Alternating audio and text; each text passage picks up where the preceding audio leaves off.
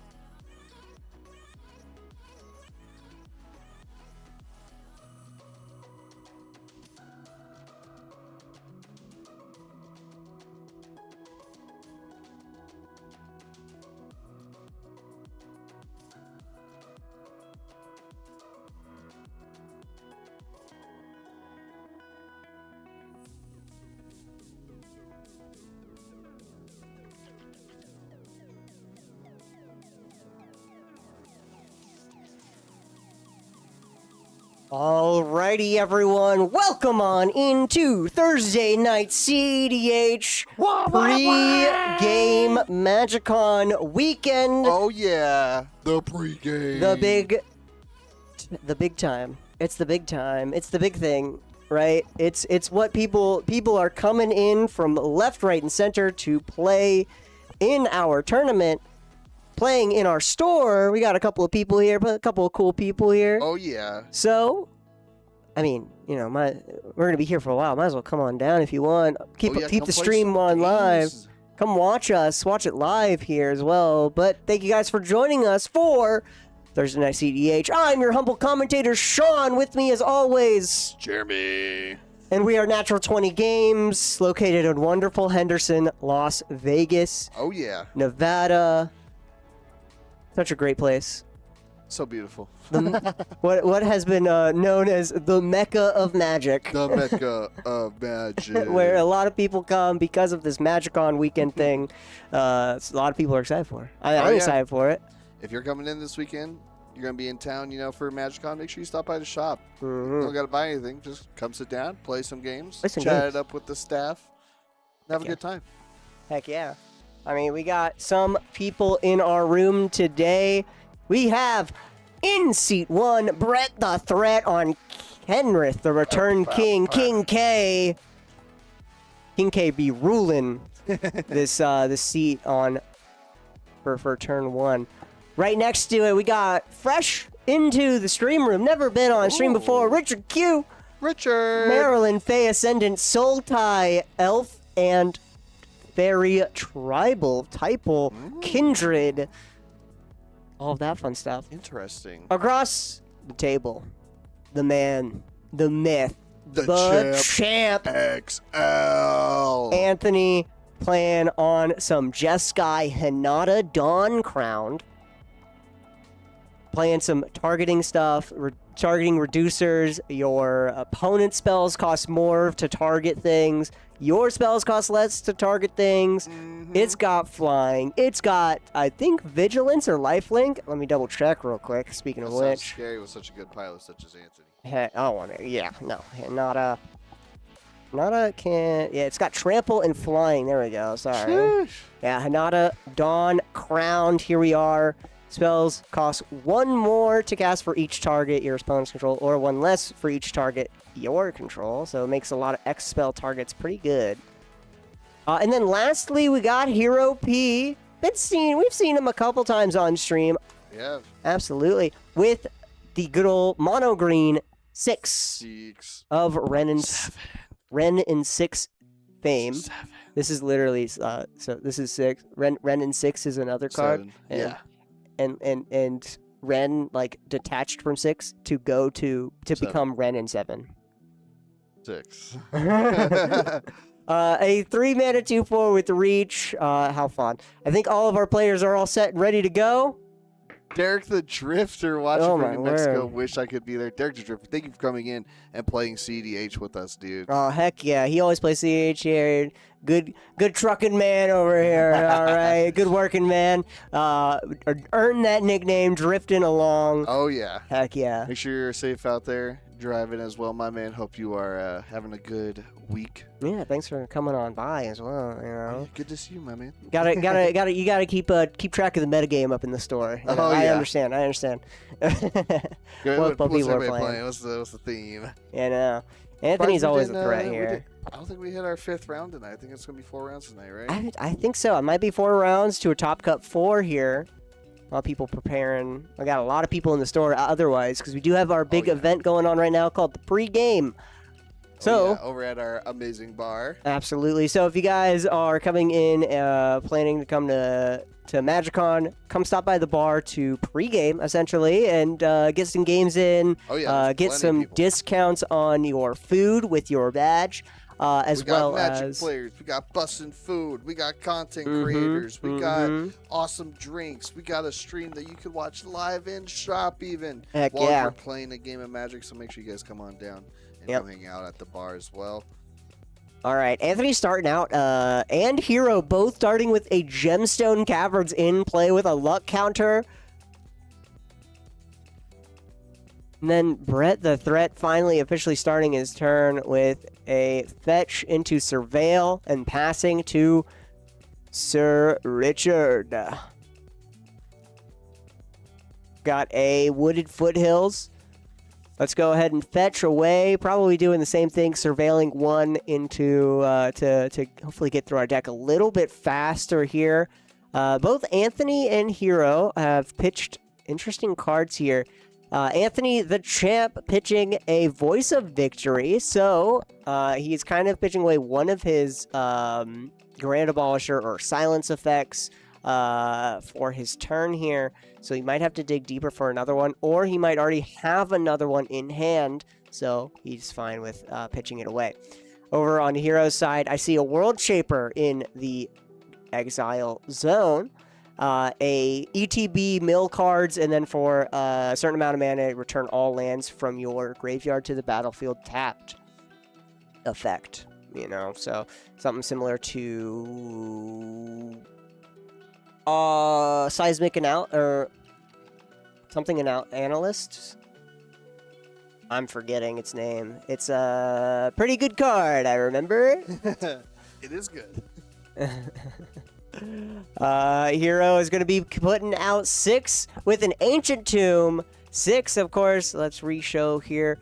When it attacks, mill 3 cards. You may put a land from among them into your hand. As long as it's your turn, non-land permanents have Retrace. You may cast that permanent from your graveyard by discarding a land card in addition to paying its other costs. So it regrowths, retraces permanent cards from the graveyard back to the battlefield.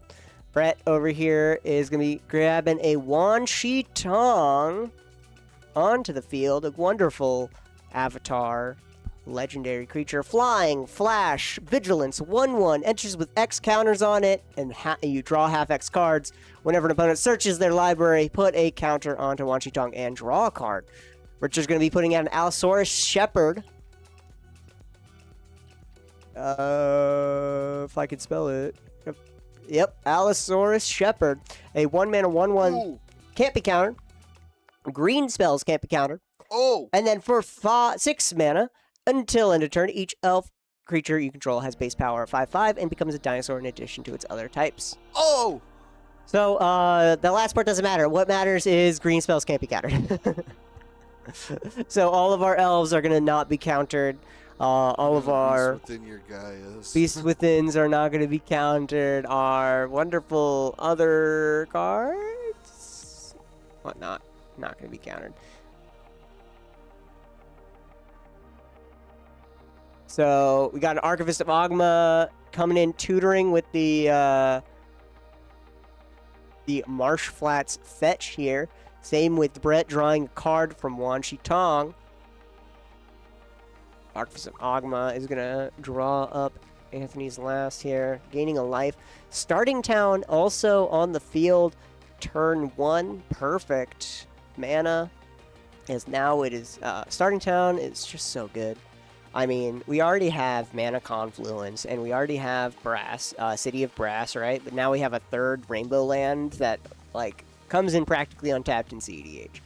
If games go past turn 3, you're doing something wrong. Yes. Either you're doing something wrong, or you're a Stacks player and doing something extremely right. No, you are wrong for being a Stacks player. Okay, all right. Aggression. Speaking of Stacks, heuristic study, a combination of a Stacks piece, tax piece, and card draw engine. Of course, heuristic study. I hate this card. I don't know if you can blame me, but I don't know. Whoa, heuristic study. Yeah. Whoa. Hero's going to be swinging with 6 here, milling 3 cards. What are we getting? Let's take a look. It is City of Brass, an Altar of Dementia, and Yavimaya. Okay, grabbing up maybe the Yavimaya here. That way we can have our Ancient Tomb tap for colored mana instead of dealing damage to us if we don't need all of the mana. That Gives make it a- everybody's lands tap for green? It does make everyone's land be able to tap for a green, so it's a way for Starting Town to get around that, but If anything, Anthony, it doesn't matter for Anthony at the moment. Richard, it does color fix Richard here. He does not have any green lands right now. So it does color fix Richard a good bit. Or no, he does have a green land. Does he have a green land? I can't tell what the land underneath is.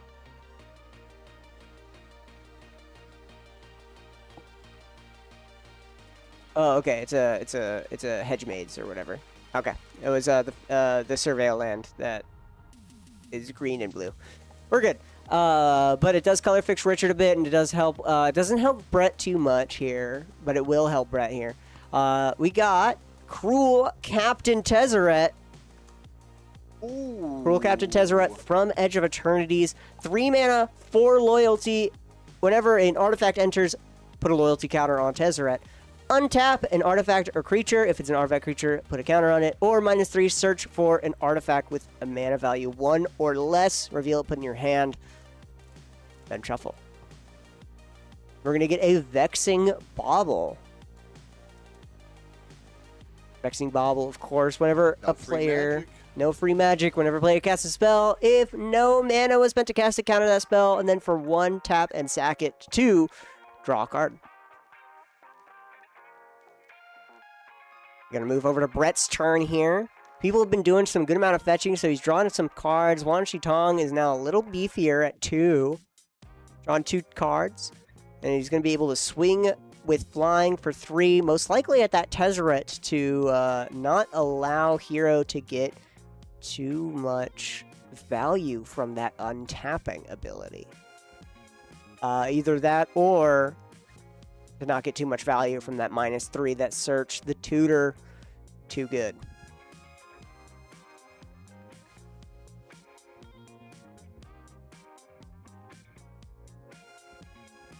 That's the threat's fetching right now. Anthony is primed up a card on Archivist of Ogma to draw. If only Wan Shi Tong was able to it says each player, whenever each player searches their library, draw a card. Gets you a little extra. All these fetch lands also are draw spells. Phyrexian Censor. Phyrexian Censor is a stacks piece. Yay! Each player can't cast more than one non-Phyrexian spell each turn, and the non-Phyrexian creatures enter the battlefield tapped. Oh, heck no. Get it gone. Get it gone. Get it gone. gone. Where's our bolt? Where's the bolt? Where's the bolt? Bust out the bolt. Where's my bolt? In a 3/3? In a 3/3? Yeah, it can die. It dies to a bolt. Wan Shi Tong is going to be swinging over at Tezzeret. Tezzeret dies. And passes the turn to Richard. Richard untaps.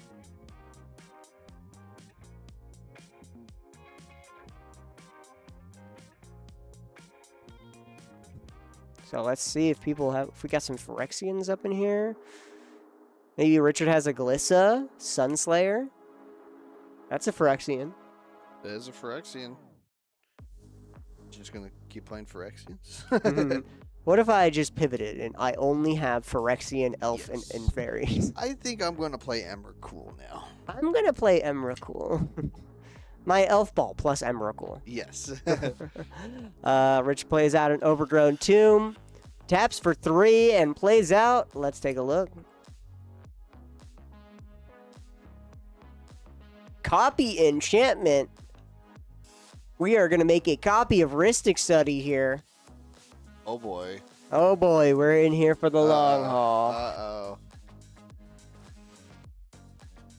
There we go. Put the Rhystic Studies together. We're at Rhystic Study count 2. Ooh, we got a City of Traders played for turn.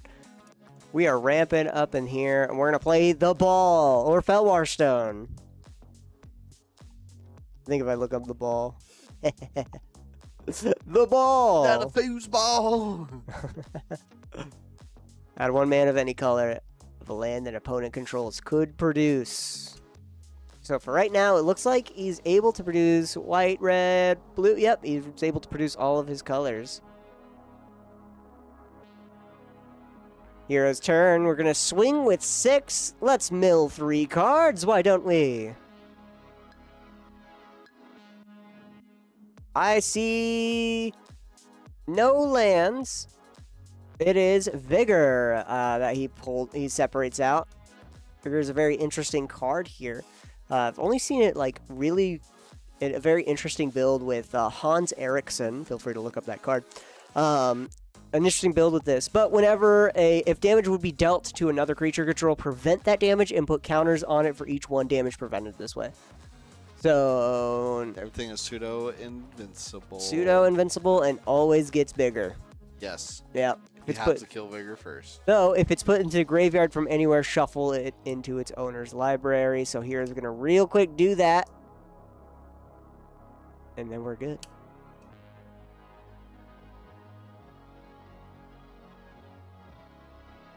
This is also an Vigor is also an anti-mill strategy thing where you'll always have at least 1 card. Yes. Just in case. Doesn't really help too much because people can just make you draw a card in response to the mill. But it's you know yeah. No, yeah. Let's take a look at what here it does now. We tap for 2.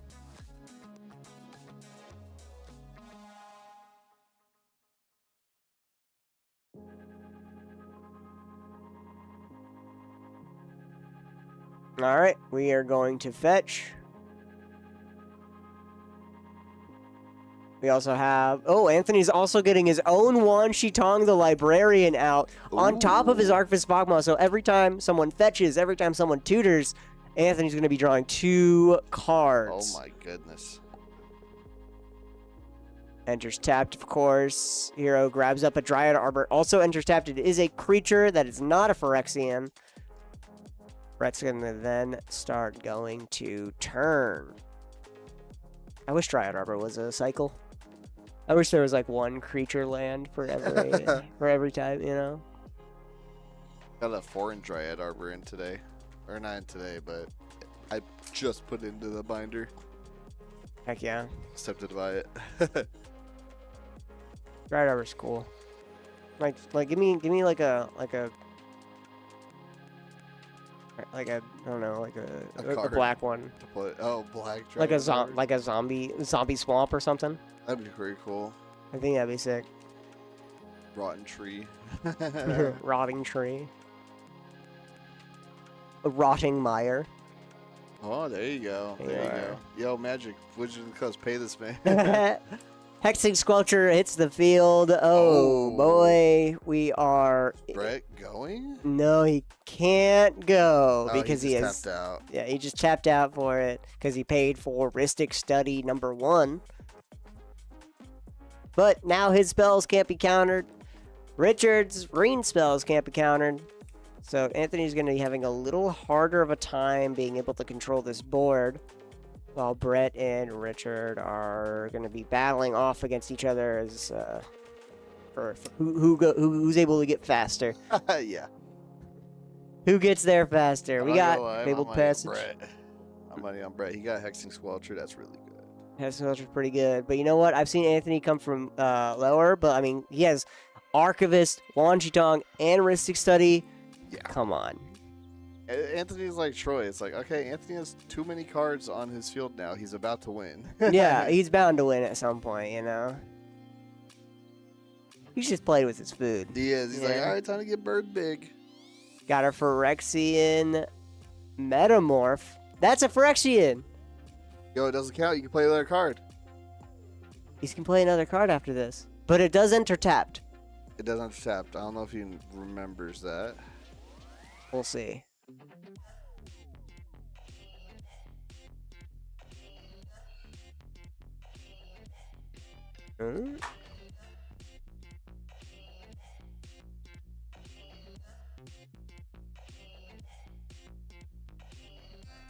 Hexing Squelcher or drawing a card. He might be doing Wan Shitong here.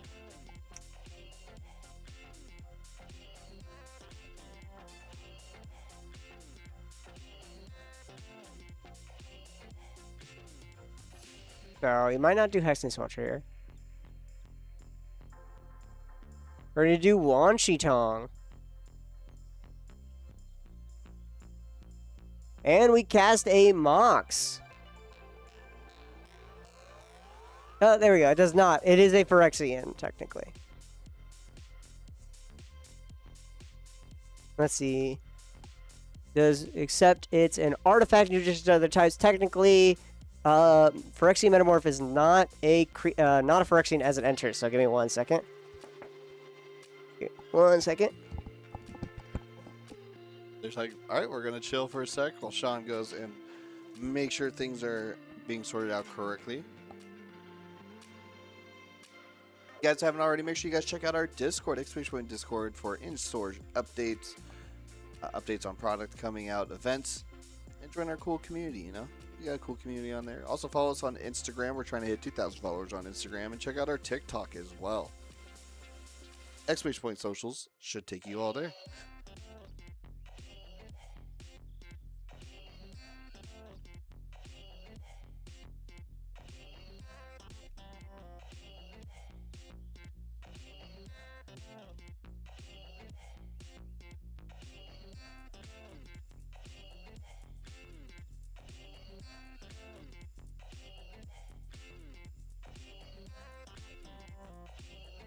And I have saved the day. It enters tapped. That's it. He's able to cast other spells because it is a Phyrexian spell on the stack, but as it enters, it is not a Phyrexian, therefore it enters tapped.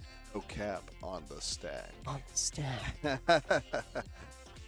All right, back to Anthony the Champ's turn. We're going to be floating 2 colorless mana and playing another land. And then, shall we tap for 2? 3. Oh, Hanada coming on out. Hanada Dawn Crowned. Paying the 1 for Rhystic Study on top of it. Flying Trample 4/4. Spells you cast cost 1 less to cast for each target. And spells your opponents cast cost. Ugh, I hate that. 1 more to cast for each target. So this is a very interesting card in that how a lot of people, you know, pay for their things is that they tap out and then cast the thing.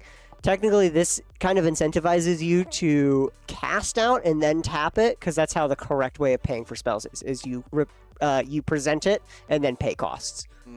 Okay. Yep. Interesting. So as you present it, you also present it with targets, and then you pay cost. Interesting. Okay. So say you're doing a Swords to Plowshares, you technically present it saying, I have Swords to Plowshares, your Wan Shi Tong, and then I pay 1 white mana for it. You figure out how you're going to pay for it. Yep. Hanada does enter tapped, and that's a 1 spell per turn, so we go over to Hero. Tapping Dryad Arbor in 2.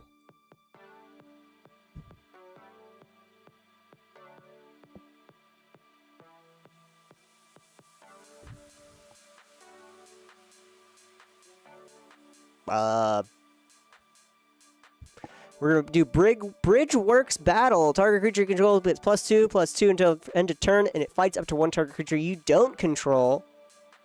So we're going to make this a 4/6. But it does cost 1 more for each target, so here's going to have to pay 1 more with Hanada.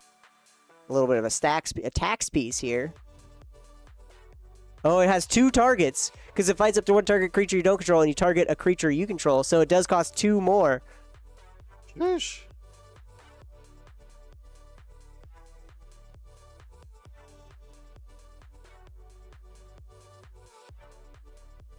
So you have to pay 5. He has to pay 5 for this removal spell. Then that's not including the 2 Rhystic Studies out in the field. Oh my god. So he could pay a total of 7 mana for this in order for his opponents not to draw cards for a fight spell. It is up 2, so does he want to...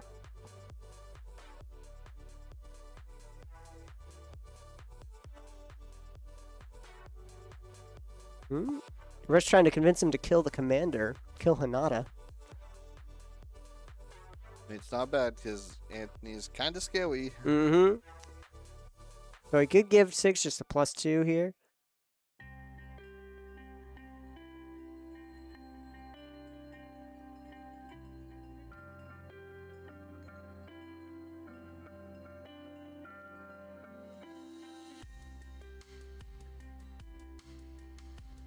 So let's take a look at how many targets he wants. So he does target. And we're going to target the Phyrexian Sensor. Ooh. Get rid of some stacks piece. Anthony and Richard are both going to draw from here. Brett says, sigh into yeah. And we're going to kill that sensor. Hero wants to cast more spells.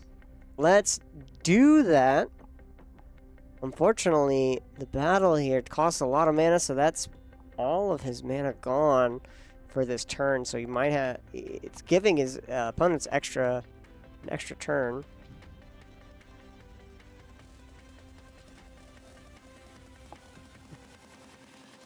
What?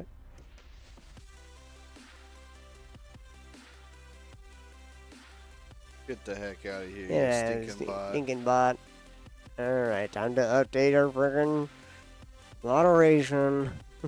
Gotta add a new thing. Dot online.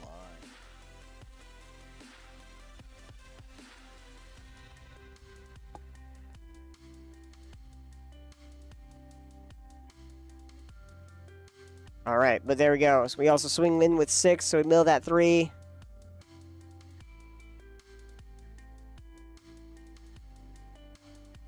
Here's out of mana here.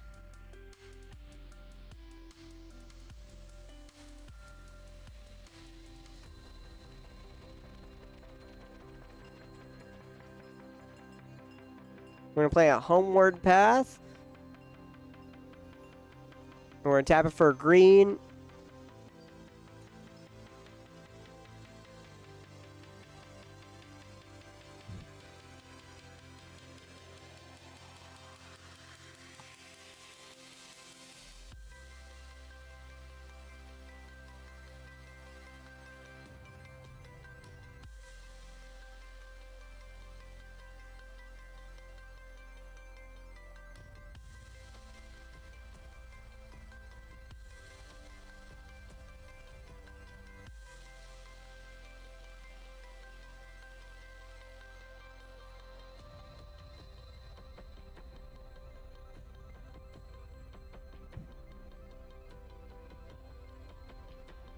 Now we're over to Brett's turn.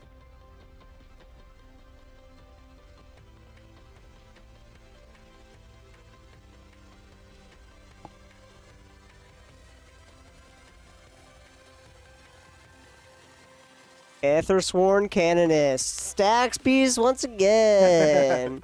He Oh, replaces it with another. Aethersworn Canonist is a 2-mana 2/2. Each player who cast a non-artifact spell can't cast an additional non-artifact spell. So only one non-artifact spell per turn. Oh boy. So that's going to slow people down even more. I don't know. Richard's a very creature-based deck. Doesn't have too many artifacts. Doesn't have too many rocks other than... Let's see that Chrome Mox. Somebody's getting unlocked. I know. We'll see. Tap for 5. 6. And we play out a Marilyn Fey Ascendant. The commander comes out to play. Yes, yes. So our bank for Ristic Study here. 4/5 flying elf fairy noble. Whenever Marilyn or another elf or fairy you control enters, exile the top 2 cards of target opponent's library. For each. Once each turn, you may cast a spell with mana value less than or equal to the number of elves or fairies you control from among cards exiled Marilyn without paying its mana cost. So you exile some stuff and you're able to do some free magic. Unfortunately, no Vexing Bauble here. So Richard is going to be able to do that.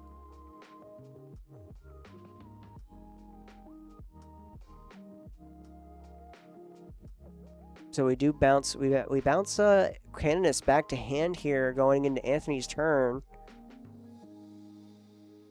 Simeon Spirit Guide. We're gonna cast Intuition on the end step of Rich's turn. Intuition does target, so it is gonna get a Reduction. Intuition is a 3 mana. Search your library for 3 cards. Target opponent chooses 1. Put that card in your hand, the rest in the graveyard, then shuffle. We're going to probably get up... probably going to be grabbing up a Underworld Breach, LED, and Savine's Reclamation. Savine's is good. Also a way to get stuff back out of that graveyard as well. Mm-hmm. And Savine's is going to be cost reduced because of Hinata. So that's going to be fun. Value. A value. Cost reduce everything. Heck yeah.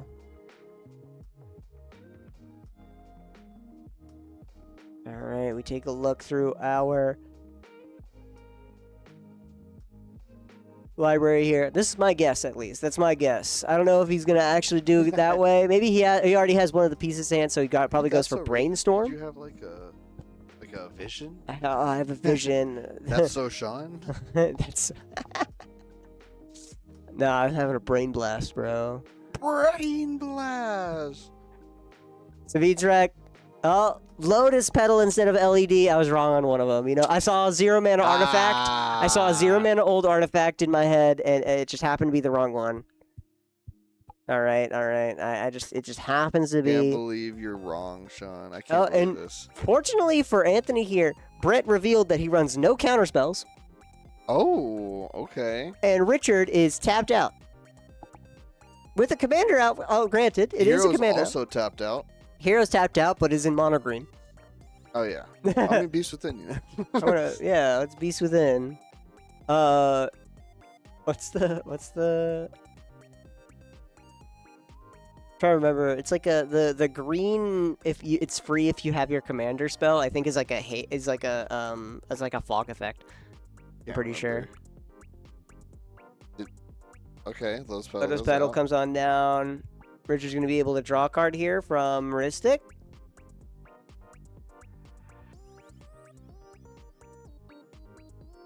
Oh, and we have an Orcish Bowmaster. What is Orcish Bowmaster targeting? We're going to throw 1 damage onto Wan Shi Tong. Interesting. Orcish Bowmaster's response to the Lotus Petal. Anthony's not really going to be drawing any cards here. Outside of from, like, Ristic Study? Here we go. We got our Orc Army here with the counter on it. Okay. Lotus Petal resolves. Let us. We're going to play a Grim Monolith to help pay for Savine's Rec.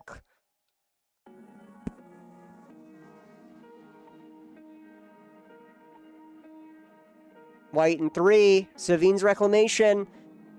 Return a permanent with mana value 3 or less from your graveyard. If that spell was cast from a graveyard, or if the spell was cast from the graveyard, you may copy this spell. You may choose new targets for the copy. Breach. We are going to get Breach and something else back. Steamy and Spirit Guide. Sack for another red. Sack it. Or sorry. Exile from hand. Yeah, but it goes to the field, so it's just a monkey. It's just funny. Get rid of it for mana. It's just funny ape. We just get a land, and we got an Underworld Breach. We're gonna cast a Gamble. Gamba. Oh. Paying 1 red, and we're going to grab up a. Could it be a? I can smell popsicles. Could it be a brain freeze? He's grabbing. Surely not, right? Surely not. Surely he wouldn't do that. No, he couldn't. Anything but that. So, let's take a search through our library here. Let's see if we can find something nice and spicy.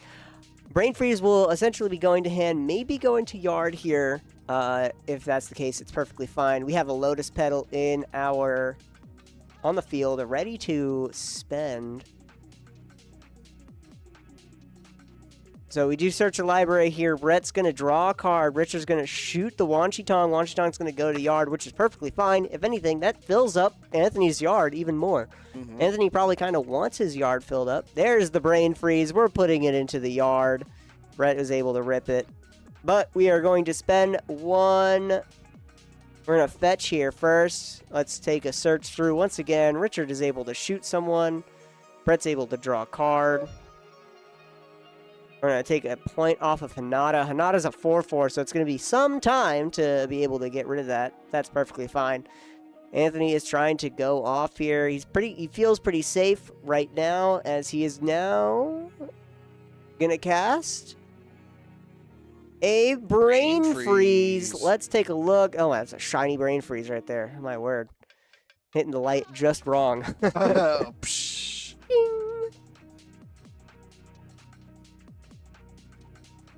Yep, it's going to cost one less here as well.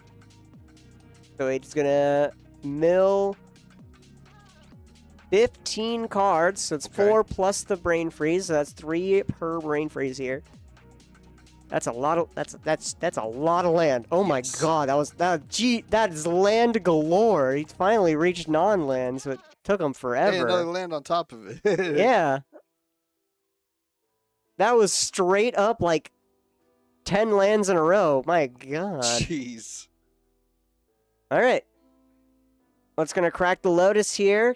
For the Brain Freeze, this is essentially an infinite now, as he is able to infinitely cast Brain Freeze for increasing storm count and have fodder for the for the Lotus Petal for the LP, with Hinata only reducing that Brain Freeze down to only 1 blue mana to be able to mill out his entire library and cast a Thassa's Oracle. Oh, or win in whatever funny little way he might have. What do we got up to sleeve? What's the combo? Muddle the mixture, land. Jesus Christ, bro. What is all these lands?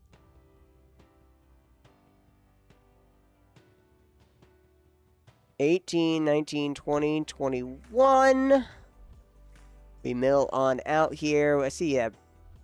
We're going to crack the Lotus Petal for a blue. Recast the Lotus Petal. Getting rid of 3 land here. And he's targeting himself constantly. He's going to Brain Freeze himself. Storm, Trigger. We're going to mill even more cards. Basically, Anthony wins here. Yeah, basically. Yeah, There's no interaction, I think, coming from any player. No way to stop him. Yeah, if they haven't interacted here, then they unfortunately are not going to be able to get it. We are basically watching Anthony choose how he wants to win the game right now. Absolutely. He's looking for maybe 1 or 2 specific cards right now.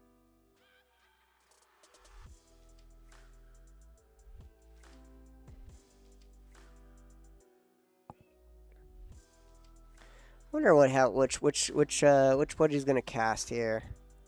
He moved a card to the top.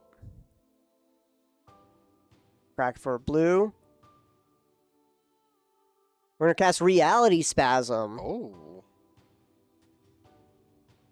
Reality Spasm. He's spasming. X, blue, choose one. Either tap X target permanents or untap X target permanents. So, it's going to cost 1 less for each target because of Hinata. So, he's going to target all of his permanents and then pay 2 blue to untap literally everything. Yeah. And this essentially makes him infinite mana now, as he's able to recast this from the yard. Or not infinite, but enough mana. We're going to do another blue here. So, he's able to hit it again. 3 lands exiled from... Yep. Honorable Breach might as well say exile 3 lands from your graveyard to cast spells. And he is milled out.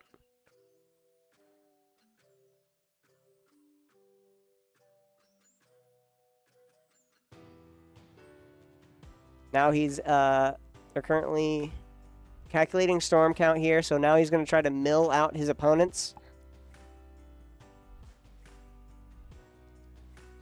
So he does have exponentially more.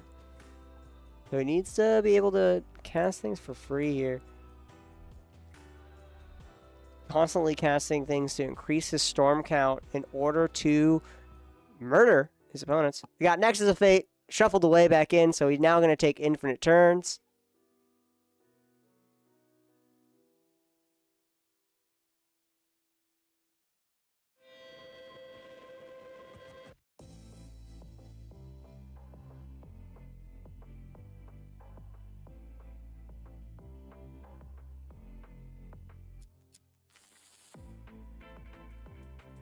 Yep, so he has Brain Freeze here, and then he's going to Fairy Mastermind, activating Fairy Mastermind to essentially draw everyone a card while he always has one card in hand.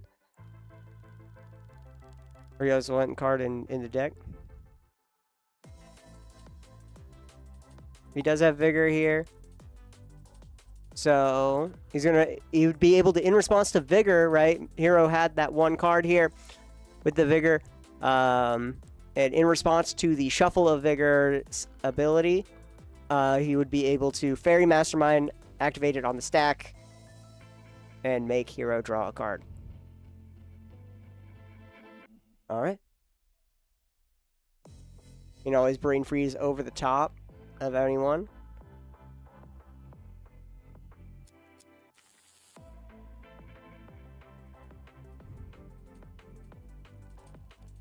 Did we win? Everyone's taking a look, seeing if they might have something. Anything they could do. Is there anything they could do after hearing Anthony's explanation of what he's going to do? Because what also Anthony could do is counter his thing on the stack in order to recast it from the yard. Mm-hmm. Which is gross. Let's say Anthony has a really solid setup right now with the rotations he has in play right now. Yep, so it looks like we're going to be doing what we do.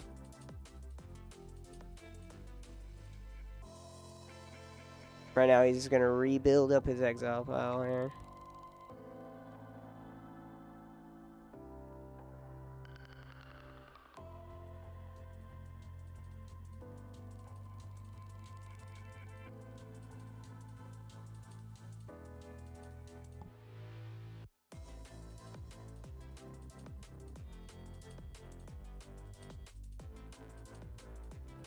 Counting up everything, making sure there's enough cards in his graveyard for fodder for Underworld Breach. In order to cast his Brain Freeze enough to mill everyone out.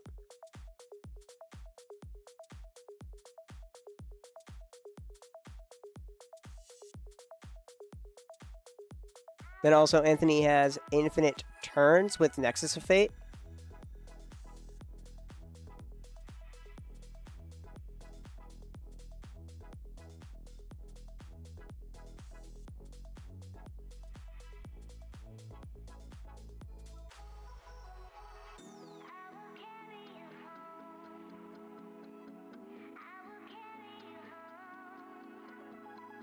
Make more mana. He's just gonna real quick tap and untap everything with his Reality Spasm, exiling some lands.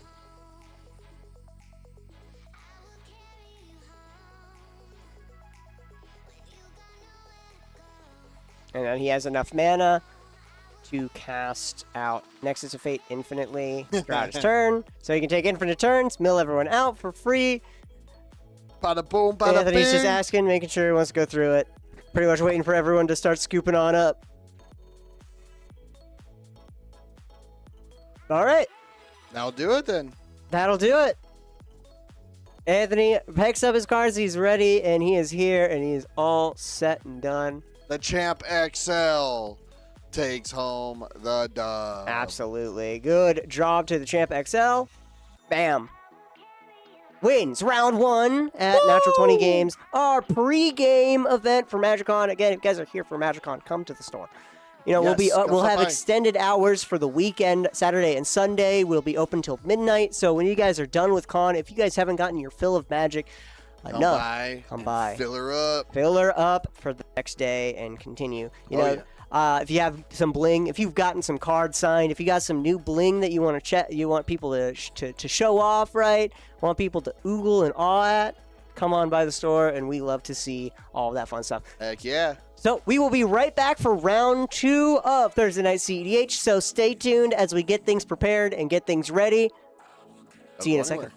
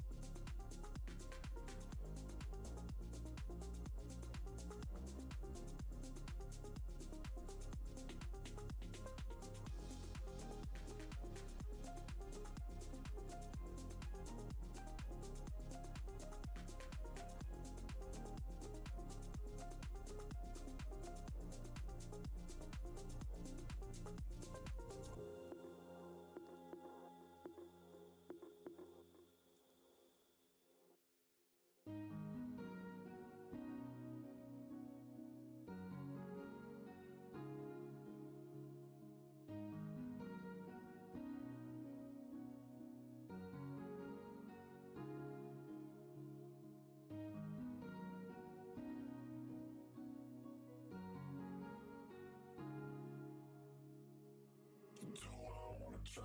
Can I let it go? We're running from the past, wanting to be sure. Chaos in my mind, constant deja vu. But every time, it comes back to you.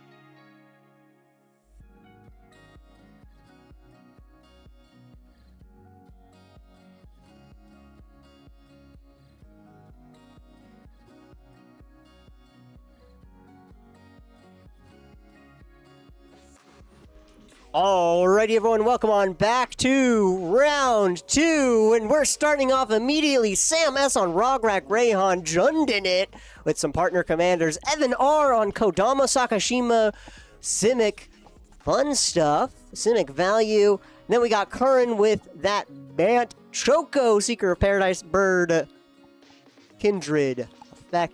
And then lastly, Callan M on Avatar Aang, 5 color era bending it up.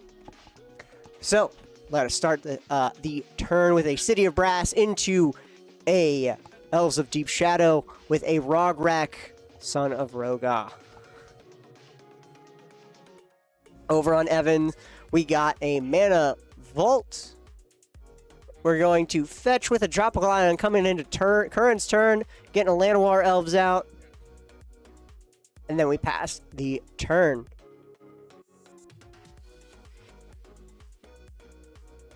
Play out a tapped Thriving land here and pass the turn.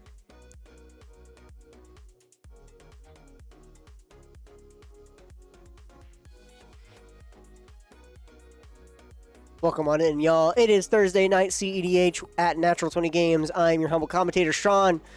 With me, not right now, Jeremy is currently... Did I miss the betting? You did not miss the betting. It's starting at the moment. Now that you guys know what's being played, here you go. Put in your channel points right now. It's Gamba time. So, put in your channel points to see who's going to win here. Now that you guys know what everyone's playing, we got Jund, Simic, Bant, and 5-color rainbow action. So, try finding what you guys want to, who might win, who might get here. So, get on through. Welcome on in. We got a Warren Soul Trader. Soul Trader here is 4/3 mana for a 3/3.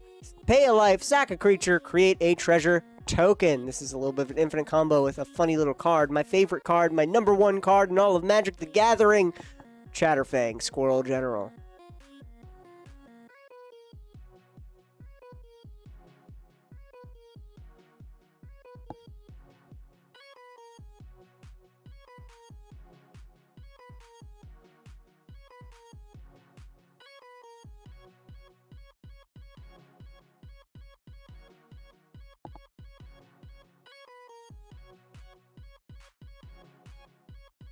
We have a Thoughtseize here. Yep, Thoughtseize coming in. So who we're gonna reveal a hand, and then make someone discard a card.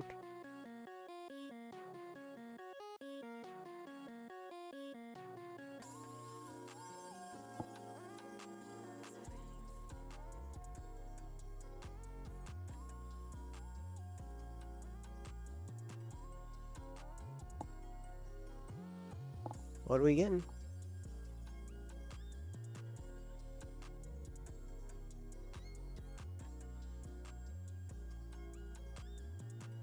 On land here, so he has to name a card.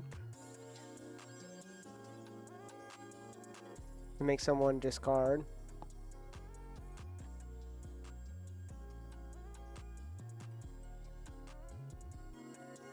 Elwar Stone, making everyone discard a... Reveal hand. We see 2 fetches, a land, no Felwar Stone, Tireless Tracker, Storm Cauldron, Arcane Denial. Interesting.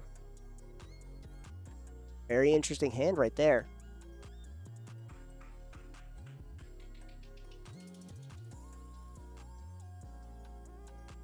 We pass the turn. Evan untaps. Goes to draw. Plays out one of the fetches in the hand. And passes the turn over to Curran. Kellen over here, the young prodigy himself. Winning his game.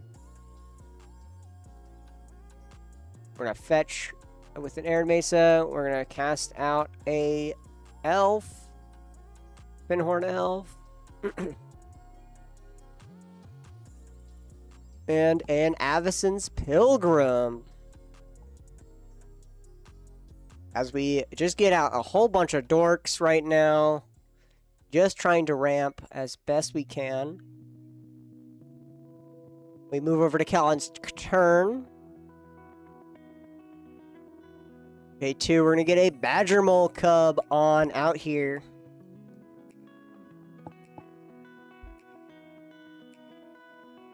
Badger Mole Cub, 2 mana, 2/2. Enters Earthbend 1.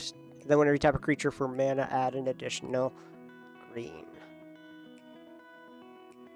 Sam goes a turn. Taps the City of Brass.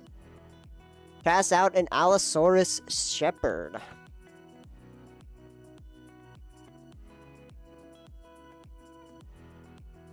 Allosaurus Shepherd. Can't be countered. Green spells can't be countered.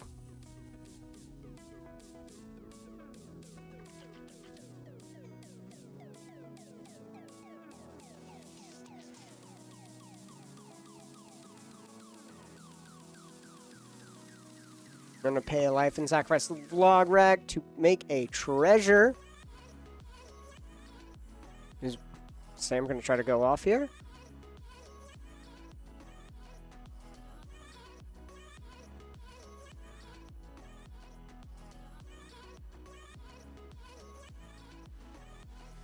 We got our treasure.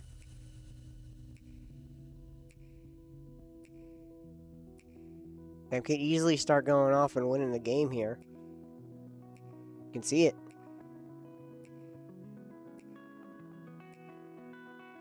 And we're going to recast Rograk out. We have made our treasure, put it in the command zone, recast it. So we just ramped up a little bit. Just trying to make some treasures. Evan's going to end step crack the polluted delta.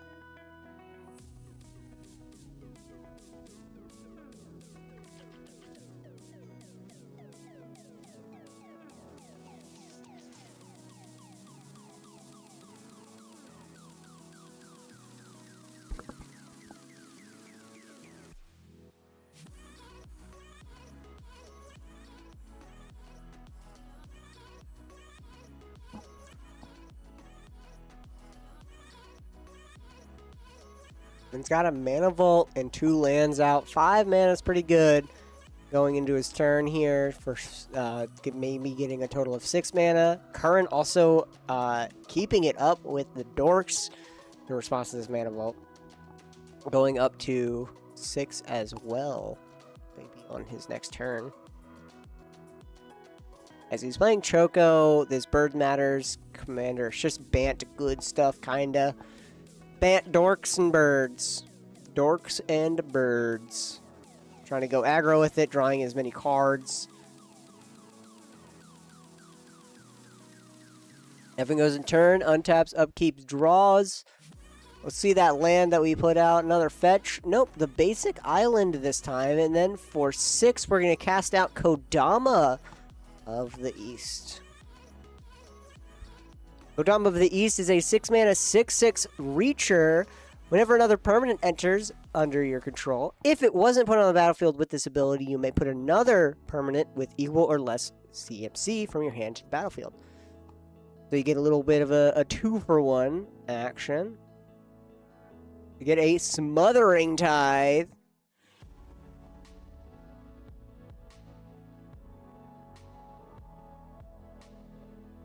That is a Smothering Tithe for sure.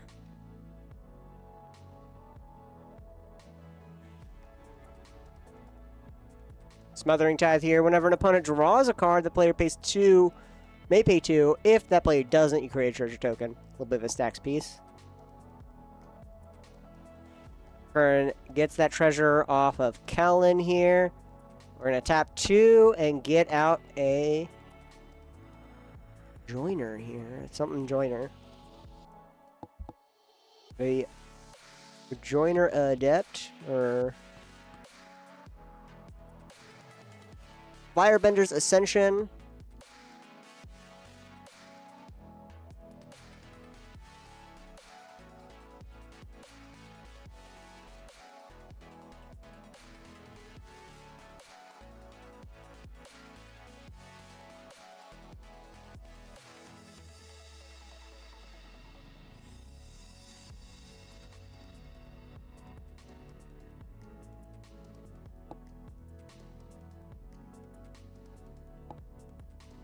Firebender Ascension comes onto the field.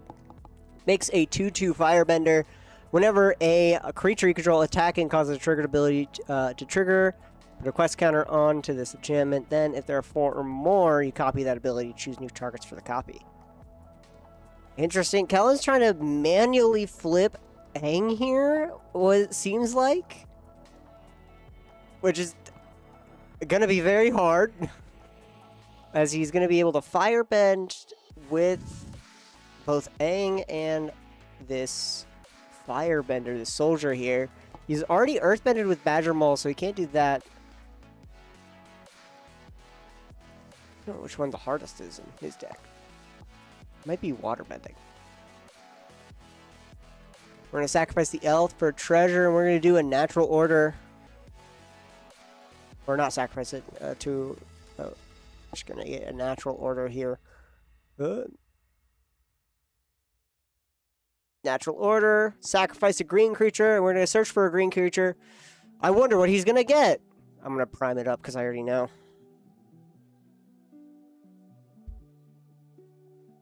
Bam! Protein Hulk. Meat and eggs we eat. When Protein Hulk dies, search your library for a creature with a number of creatures equal with total mana value 6 or less. Put them on the battlefield, then shuffle. We can sack it immediately to Warren Soul Trader.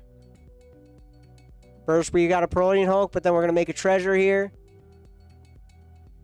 So, let's go search for 6 CMC worth of stuff, which is just going to be Chatterfang and Pitiless Plunderer here. Or Pitiless Plunderer and perhaps a Chatterfang. Let's go see what we're going to get. Most likely, definitely Chatterfang, for sure. Maybe a sack outlet as well. Let's take a look.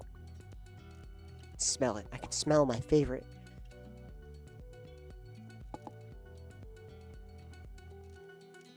Docin and Activated Sleeper. Okay, sweet. So, Activated Sleeper. Activated Sleeper is a 6-mana or 3-mana 0/0 with flash. You may have Activated Sleeper enters a copy of a creature in a graveyard that was put there from the battlefield this turn, except it's a Phyrexian. So he's going to become a copy of Protein Hulk once again. And then he's going to sack it once again. He has Docin out, so no one's able to cast spells. So, see that Docin here. Players can't cast spells, can only cast spells during their own turns. Then we're going to go get our... Come on. Come on. Don't shrimp out on me now. Where is our wonderful Chatterfang and Blood Artist? Or Zulaport Cutthroat. Negates the 1 life lost every time you sacrifice a creature here. If we get a Gain Drainer, get an Aristocratic Piece. Get as much value as we can here. Most likely you're going to get Sylvan Safekeeper, Ignoble Hierarch, Body Snatcher.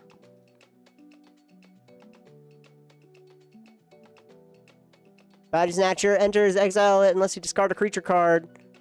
When it dies, exile it and return target creature card from your graveyard to the battlefield. We're going to get Protein Hulk once again. Protein Hulk. We're going to sack it once again.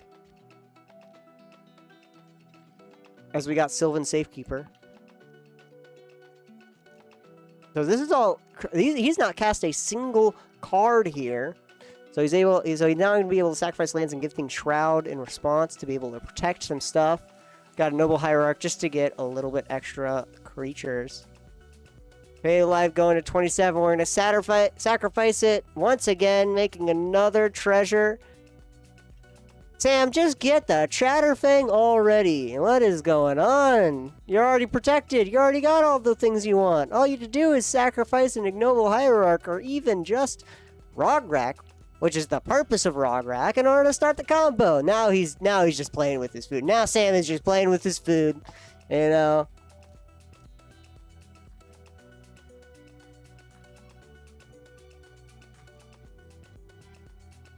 Talon Gates is not in anyone's hand, as in Docin only stops only stops spells being cast. Doesn't stop anything else here.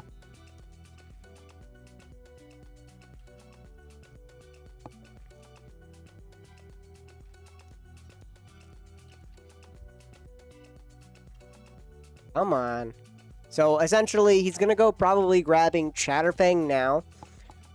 Chatterfang being, whenever you would create a token, make that token and a squirrel. A Forsaken Miner instead, a Carrion Feeder, Blood Artist, and then a Hexing Squelcher. Okay, so he's essentially doing a different type of Chatterfang combo here. So, Hexing Squelcher, things can't be countered. So, Carrion Feeder is going to sacrifice Forsaken Miner. Then, he's going to commit a crime, making a treasure. Making a treasure and committing a crime with Blood Artist to trigger Forsaken Miner. Forsaken Miner has, whenever you commit a crime, you may pay black. If you do, return it to the battlefield. So you can sacrifice it to Carrion Feeder, pay the target with Blood Artist, pay the black, and return it back with the treasure that he makes from the Worn Soul Trader, and he also negates the lifetime every time.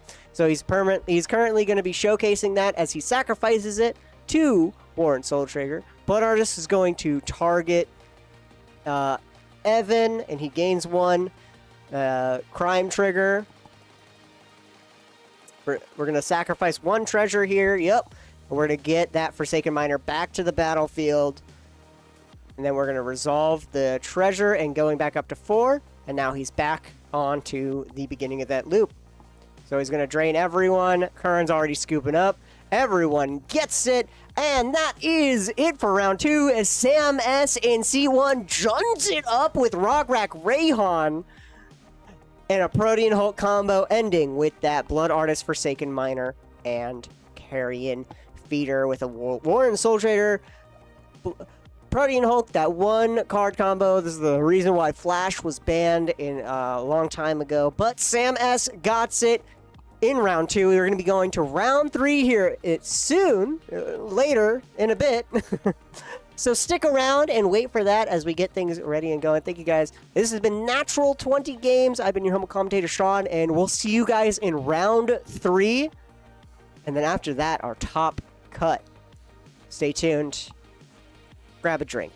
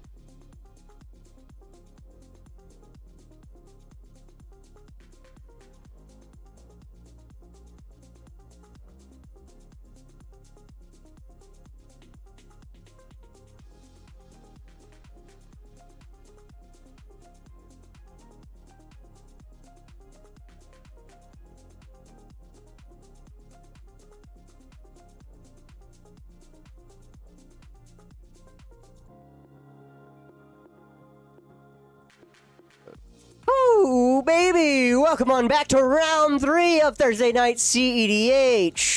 Pow, pow. Bow, bow, bow. That's a silencer. Welcome on in, everyone. Round 3 is coming on in. We got Sean T on Terra, Magical Adept. This is a different Sean. We got Trevor the Nightmare on Aranis, Street Urchin Gruel combo. I love that Trevor guy. He's so cool. He's so cool. We got Nasty Nate on Tim Narog. Ooh. And then Evan on Tim Nakrom. Double tuna. Evan's first time in this stream room. Welcome, So Evan. he's in 4th seat, so he's going to have to be working a little hard today. Welcome on in, Zach. What's up, chat? What y'all doing? He's the owner of the shop. These nerds over here. If you're not at Natural 20 right now, you are definitely missing out. There is insanity. There is so like a many party people here here, bro. today. It's like there's so many, like there's raffles going on next door. There's casual games out the wazoo, and we got probably one of the most like varied and honestly kind of one of the best CEDH tournaments so far. It's been nothing but banger games after banger games. Oh, yeah. Like honestly really good interaction between all the players. The second game ended quickly, but it was still like amazing to see. Ended fast. I didn't get a chance to watch it. I know you were out filming. We have a bunch of people in today. I just traded some. Fixed. Sorry, Oh, I fixed the bot. Woo! Fix them up. Oh, thank God. I just traded some contact information with some like streamers and stuff, other streamers and stuff like that. Massive amount of streamers. They are There's probably a good 20 streamers that are here. they're excited to be here, and I told them like if you need a home in Vegas, we got you. You can even we have people If you're use a it. streamer and you're watching this, Yeah. come meet us. Showing off everything, showing off our setup and whatnot. The guy You was guys- actually jealous about our cameras, and they immediately were like, "We're copping 4 of them," because our cameras are pretty dang good. If you guys are content, But, Okay, see you later, Yeah. Zach. we're still in Vegas. We're open. Still in Vegas. We'll be open here until the tournament's done, so come on, check us out. heck Heck yeah, yeah. all the way until I don't even know. If you guys are a content creator and you guys are here in Vegas and you guys stop by the shop, feel free to ask for me or Sean if you guys want to get in touch. If you want to do any type of content Yeah. or anything fun together as well. We are always looking for fellow content. We have a creators to collaborate specific with. room to stream separate Yes, from we everyone. wanna you know? use it. We want to use We it. want to invite people to come in and use it. Yep. I need to play games. I need to play more games. Please let me play Commander. Please, I want to play Commander Special so bad. guest Commander, dude. I am stuck in a chair. I am going Dude, insane we talking need about a Natural game. 20 Commander episodes and get some face cam going. We need to get the good stuff going here soon. Yep. All right. Well, Evan's gone down to 5. I think also Nate's gone down to 5. Sean is currently going down to 4. No. Going down to 3. What are we going down to? Trevor is keeping up a 7 here. Or no, that's a 6. Oh boy. Everyone's going down. Everyone's going right downhill. And also, if you guys are a content creator, if you guys don't, if you guys just want to play games and not have to, put on a face and whatnot, we can do some color commentary over your game for you. Yeah. Oh yeah. We've been doing this for almost. As long as you keep it Almost a family while friendly, now. maybe we could turn on the room mic for you, but you have to keep it family friendly. we have to implement a swear jar or something. Swear jar. $1 per swear. Heck yeah. So let's take a look. Come on, Sean. What you getting? All right, while these guys get into Sean this right game, here. I This have ain't to me. hop out real quick. I'm going to do something social media wise real quick for our awesome event tonight. Yes. I'll be back. So, Sean, Our will, pregame. of course, keep you entertained, but good luck to our competitors. I'll be right back. Bye. All right. Now that I am here alone and Jeremy is out of here, let's take a look. Hopefully Sean can finish up his final hand here so he could start up in the game. I'll let you guys know that these guys are on a separate time from everyone in the tournament, so they have all the time in the world. They're going down to 4. Oh my word. This hurts. Good luck to our players as we started on up here. take us to the start. Sean's going to draw a card. No pre-games this time. City of Brass and pass. Over into Trevor the Nightmare. He's got a command tower, tapping it for a Llanowar Elves. Playing a Lotus Petal, ramping on up here, moving over to Nasty Nate's turn. We got a command tower mirroring Trevor with a Springleaf Drum and a 0-drop. Yep, and a Paradise Mantle, ramping a little harder, especially with a Esper Sentinel. Going absolutely wild with how much mana and card draw he's going to be able to get. Esper Sentinel, of course, being like a Rhystic Study, but only the first non-creature spell each turn. Evan's just going to play a fetch land and passes over to Lotho, getting cast by Sean. We're going to be bogging down. We're going to be getting some more treasure than our opponents as they storm off. We're going to get Aranis out first here. Aranis is a little bit of a control piece for this deck. Trevor is playing 3-mana 3/3 Death Toucher with whenever it attacks, return a target land from your graveyard to the battlefield, and also has Street Urchin as the background. Street Urchin, of course, being a 2-mana legendary enchantment background with the commander creatures have 1 mana, sacrifice a creature or artifact, deal 1 damage to any target. So because it is Aranis having that ability, it's only 1 damage, destroy anything, essentially, because of that Death Touch. That Death Touch just murders and controls the board down. Voice of Victory comes down from Nasty Nate. Just coming in with an end-step fetch we're going to be doing as well. Going into Evan's turn. Nasty Nate here is just setting up to essentially win most likely next turn. It's kind of gross as Springleaf Drum is equipped. That's Paradise Mantle is Paradise Mantle is equipped. Springleaf Drum is active. And we got that command tower, of course. So we'll see how that goes. Evans plays out an Ancient Tomb and LED for 2 mana. He milled out a red Elemental Blast, especially with that Surveil land. We're going to cast an Orcish Bowmaster. Orcish Bowmaster comes on in, and we're going to kill that Esper Sentinel immediately. No more card draw for Nate here.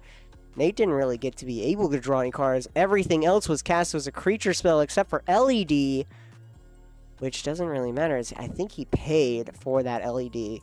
And was able to cast that Orcish Bowmaster. Absolutely disgusting. We're going to cast out Terra. Terra gets us, hopefully, an enchantment. Or an enchantment. We absolutely whiff. Unfortunate. Terra just is going to mill some cards. Terra Magical Adept.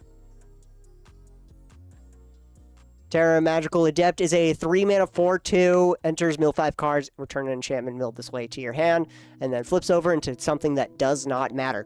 We pass the turn over back to Trevor. We're going to play a land for turn. We have the ability to get Street Urchin, but instead we're going to get Ice Till Explorer. Ice Till Explorer is a 4-mana 2/4 that you can play an additional land. You can play lands from your grave, and whenever you play a land, you mill a card. So,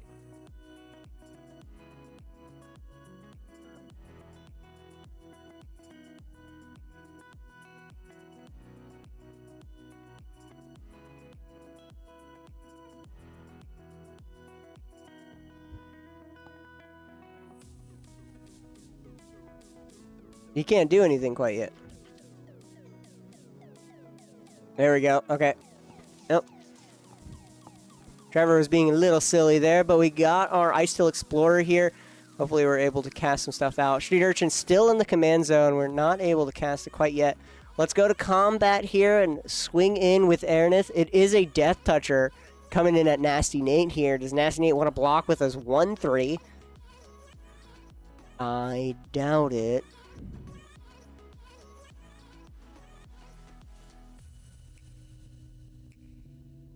Nasty Nate takes the 3, and we pass the turn over to the Nasty.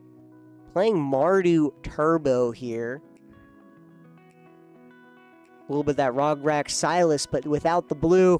Traded for white for these silence effects, Grand Abolisher effects, and that Esper Sentinel, the tutor ability. A lot of fun stuff in white. Trading the blue, trading that control for it, though. Tainted Pact. Let's start going. Let's take a look here. We're gonna stop right there and grab a land here. That's all we need.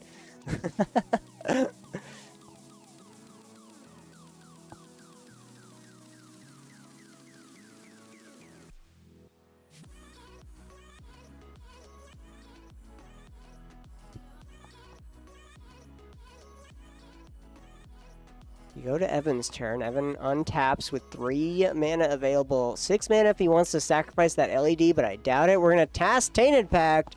Whoa, Evan. Tainted Pact on the stack.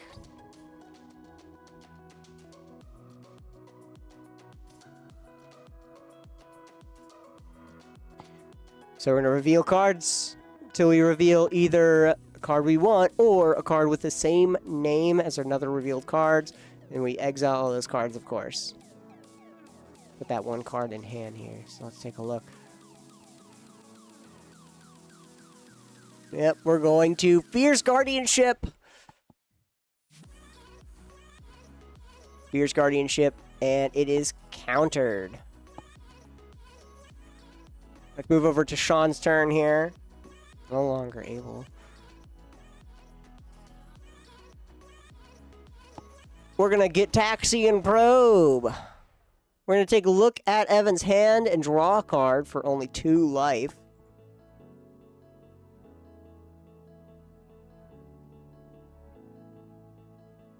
Taxian Probe, we search it up. Draw a card.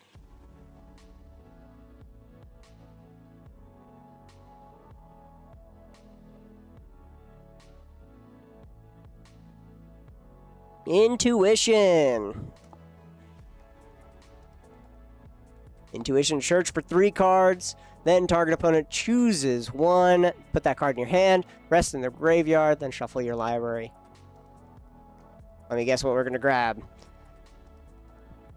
Savine's Reclamation, Underworld Breach, and a LED. We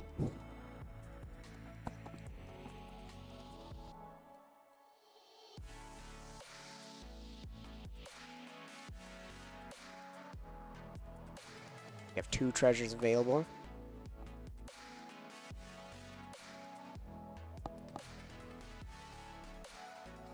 Yep, there it is. It's exactly what I thought. Definitely not the Underworld Breach. Definitely not the LED.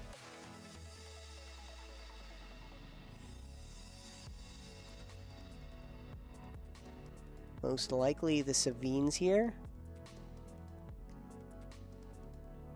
Unless someone has something available to them.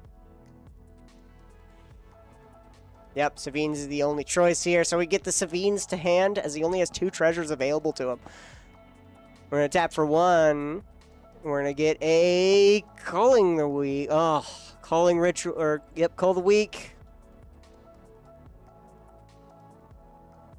Culling the Week here, of course. Sacrifice a creature for 4. Then we're going to Savine's Reclamation for Underworld Breach.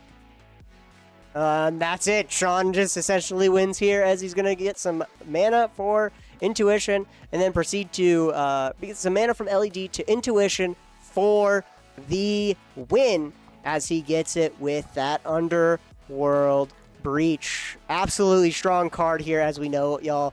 And shows that, you know, get some of the strongest cards in our format are enchantments, and when you have a commander that says get an enchantment, it's pretty darn good.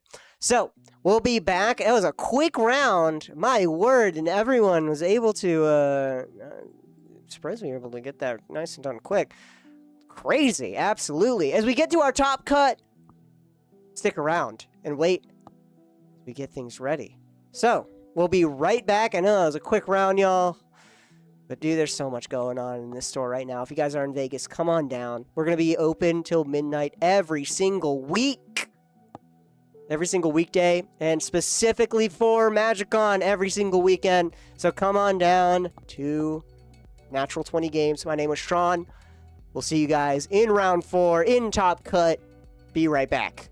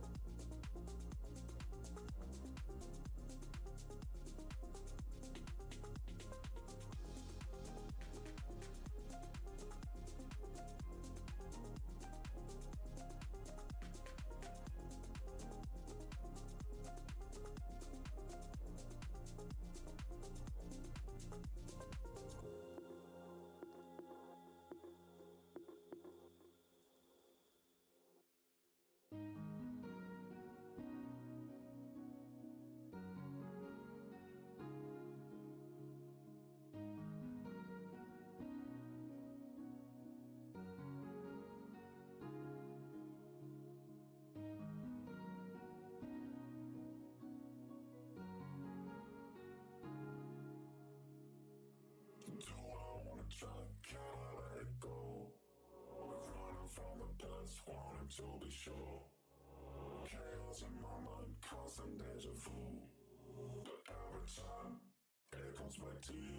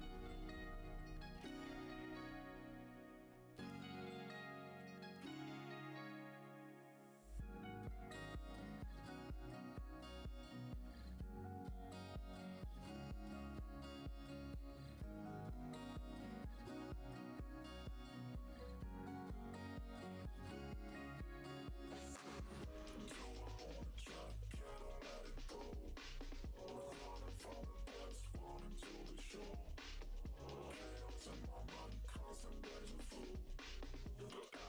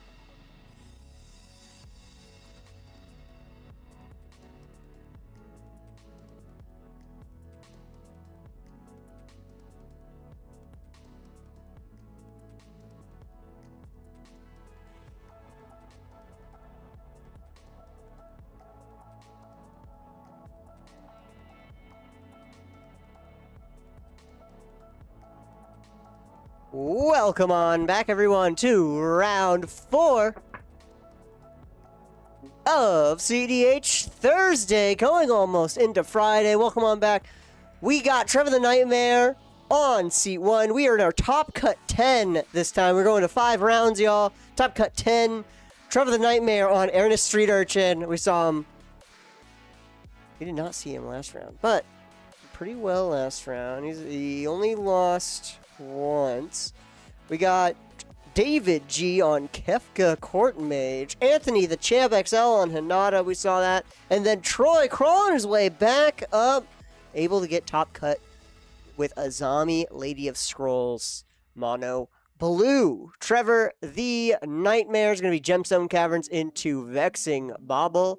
Playing a land. Fetching and playing a land here. David G getting out Dothy Voidwalker immediately. Getting out Dothy Voidwalker immediately and playing a City of Traders on Anthony's turn, going into a Felwar Stone and a Esper Sentinel. Moving over to Troy, we got a land. We got Aether Vial. Aether Vial is a very interesting card here. Aether Vial. 1 mana at the beginning of upkeep, you may put a charge counter and then tap it to put a creature with mana value equal to the charge counters onto the battlefield. For free! Trevor's going to be placing a Aranis onto the field. We saw Aranis last time here. Last round, it is a Death Toucher. Whenever it attacks, get a land back from the graveyard. So that fetch land's going to be coming back over and over again. Moving over to David G, we're going to be playing a tap land and passing with a Dothy Voidwalker. Anthony the Champ. See a Curse of Opulence in hand. You can cast it. Tap for 2. Or play a Talisman. And then for 2 mana, play a Talisman. And then for 1 mana, paying a life, we're going to play a Curse of Opulence. What are we putting it on? We're going to put it on Troy here. Curse of Opulence is a 1 mana enchantment curse. Enchant player. Whenever enchanted player is attacked, create a gold token. Each opponent attacking that player does the same. A gold token is an artifact that, with sacrifice this token, add 1 mana of any color. It's a bit of a treasure, except you don't have to tap it in order to activate its ability. We got a Chrome Mox coming on down for Troy. Chrome Mox. And it is immediately gone because of Vexing Bobble. And it goes under Dothy. We're going to put a counterbalance instead. Yeah, speed the game up here. Don't want to be here till 2 in the morning. It's already 12. Got a Birds of Paradise coming on down. Take a look. A Capture of Jingzhou in the on top of the library. Capture of Jingzhou. Take an extra turn after this one. 5 mana extra turn spell here. Aranis is going to be swinging on in at Troy, and we're going to be grabbing up the Verdant Catacombs back. Playing it for turn. Or returning it to the battlefield. We're going to use the gold that we get from Curse of Opulence, sacrifice it, and 1, we're going to be playing a Street Urchin again. Now we are now able to control the board by tapping 1, sacrificing a creature or artifact, and dealing a damage, death touch damage to any target.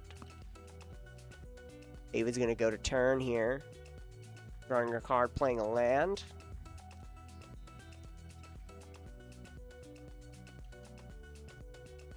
And passing the turn. This Grixis list is all about instant speeds, fun stuff.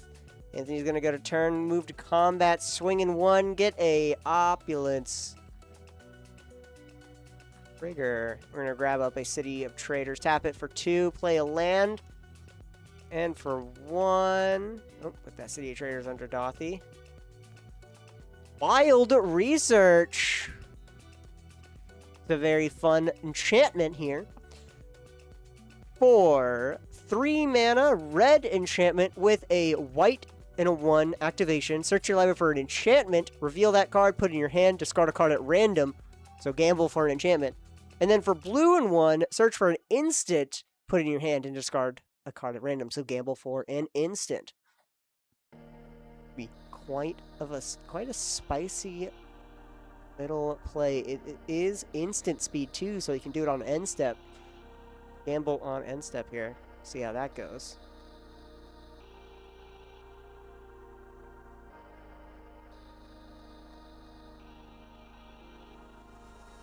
Moving over to Trevor's turn.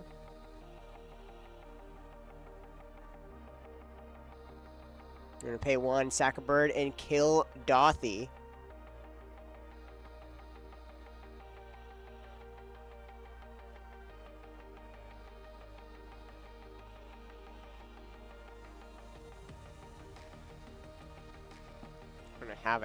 We're going to crack the catacomb.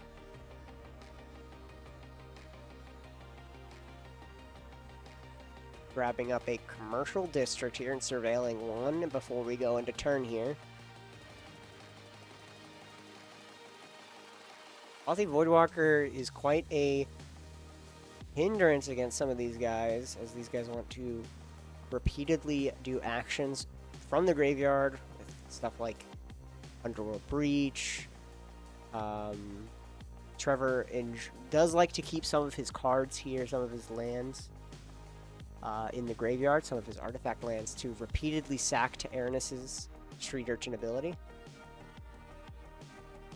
Pithing Needle is going to be on Aranis here, so you're not able to activate Aranis' ability.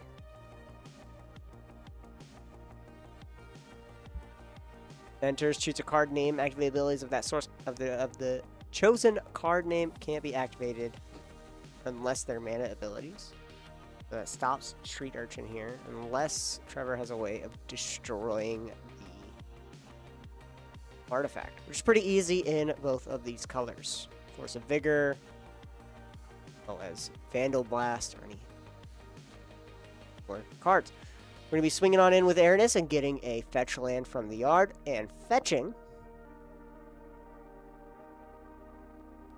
Aranis, of course, has this ability to continuously fetch. We have a Taiga, we have Commercial District, next is Stomping Grounds. So, Dryad Arbor, alright. Similar to an artifact land, a lot of things that Aranis is looking for is ways that can tap and sack itself to pay for Aranis' ability. Stuff like the mana rocks or artifact lands can tap and then sacrifice itself. And then Dryad Arbor is also another one that taps and sacrifices itself. Street Urchin also sacrifices creatures on top of artifacts.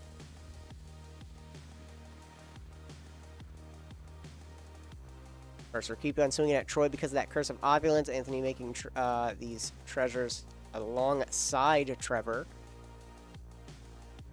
David's going to Gilded Drake and steal the Esper?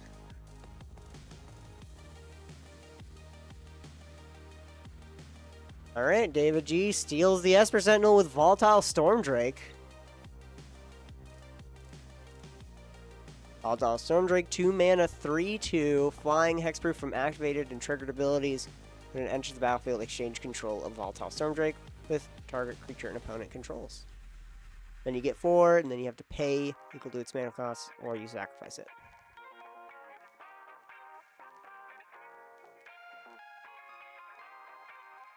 I think he's going to instant speed start searching.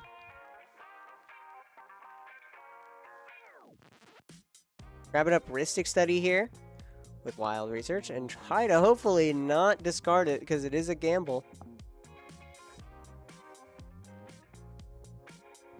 Very niche Jeskai card. I don't get to see too often. I've seen it a good amount as a theory card rather. And we discard the Ristic Study. Anthony is not getting it.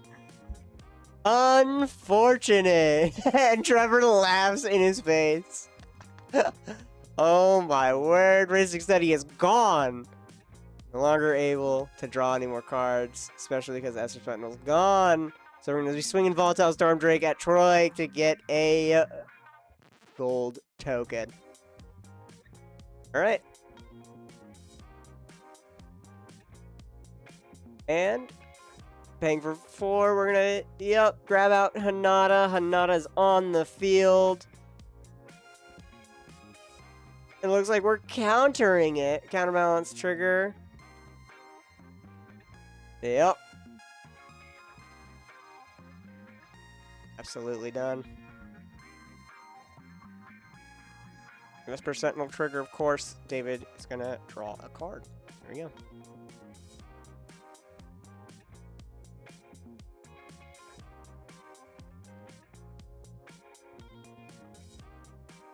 Into the Flood Maw. Counterbalance 4 does not counter the Flood Maw.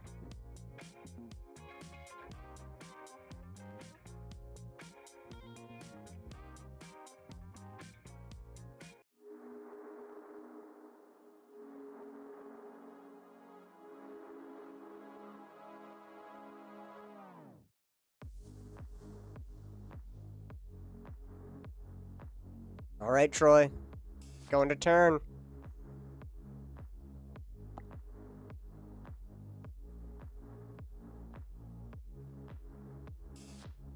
We are now on 3 for Aether Vial. Aether Vial, 3 is kind of a magical number. There's a lot of really good creatures. Spellseeker, being a free tutor. A lot of untappers. Zombie's gonna come on out. Lady of Scrolls.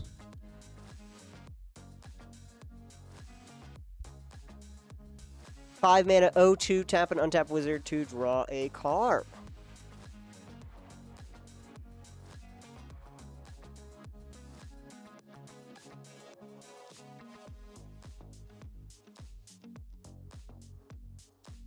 Whoever goes to turn.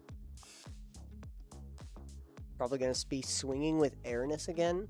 Is a 3/3, nothing to scoff at. Moving to combat, 3 is going to come in at Troy. Trigger, we're going to grab up Verdant Catacombs. Going to make an Opulence, Curse of Opulence gold token. We're going to fetch. You get Stomping Grounds, a basic forest. We're gonna grab a basic forest first, keeping our health nice and high. Already fetching a good amount here. Running out of fetchable lands at some point. Bit of a danger there.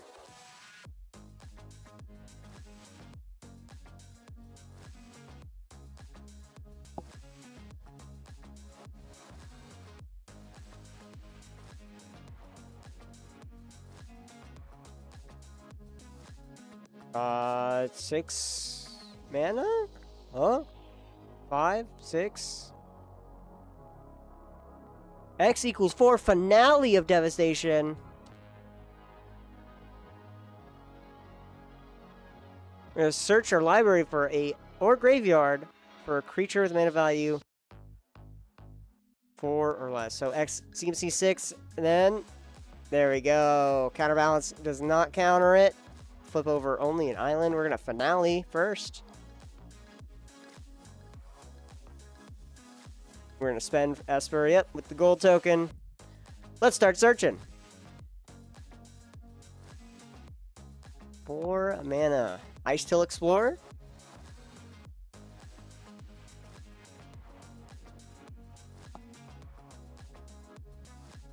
Or maybe a way to destroy. Nope, Ice Till. 4 mana, 2/4. You may play an additional land on your turns. You may play lands from your graveyard, and whenever a land you control enters, mill a card. So we've not played a land for turn. So we still have 2 more fetches with the Verdant Catacombs. And mill 4 cards here. 1 land per turn.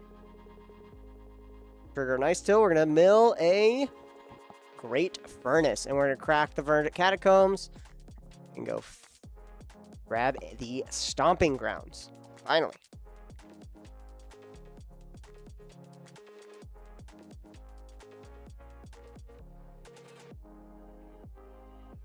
Don't know how many basic forests he has. Trigger on Ice Tail Explorer. We're going to shuffle and mill another card here.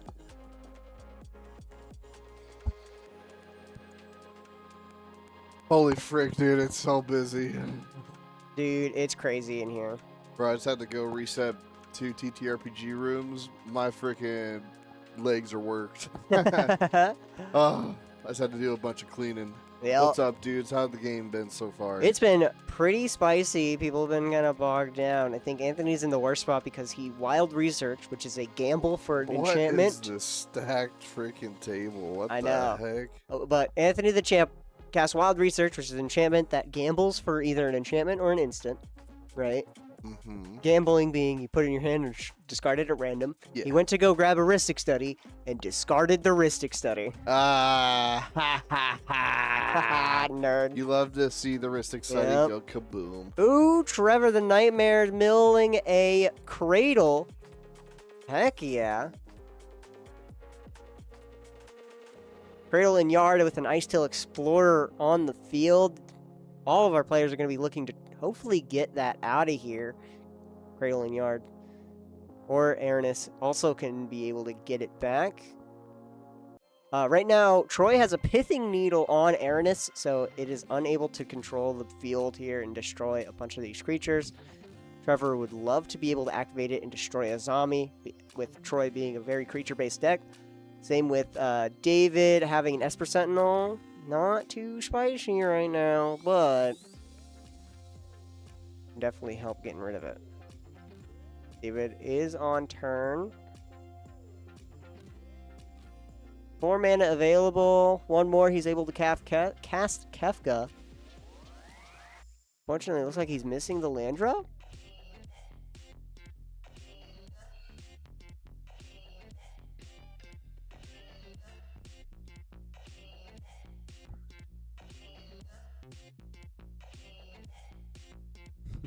Anthony exclaiming his fear of the Ice Tail Explorer versus a zombie.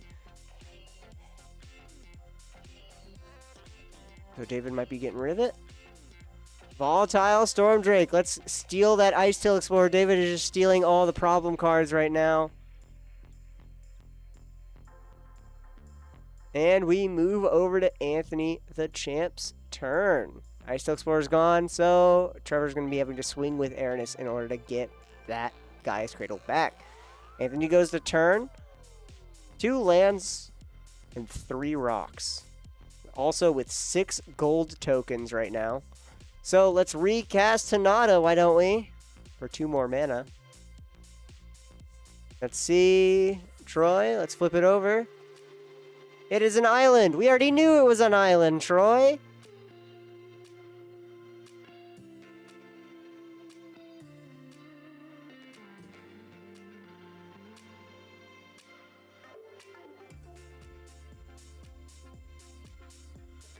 Mountain lands, and looks like we're going to be casting Jessica's Will, targeting Trevor. Trevor has 4 cards in hand.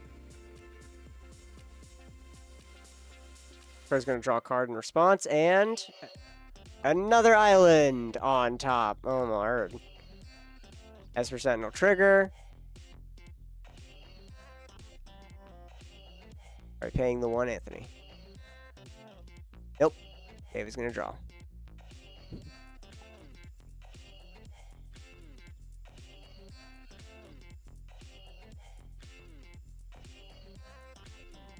Alright, we have 4 mana, and we flip over 3 cards. We have a Silence, a land, and a Volatile, or a Stormkiln Artisan. Stormkiln Artist? Stormkiln. Magecraft, make a treasure.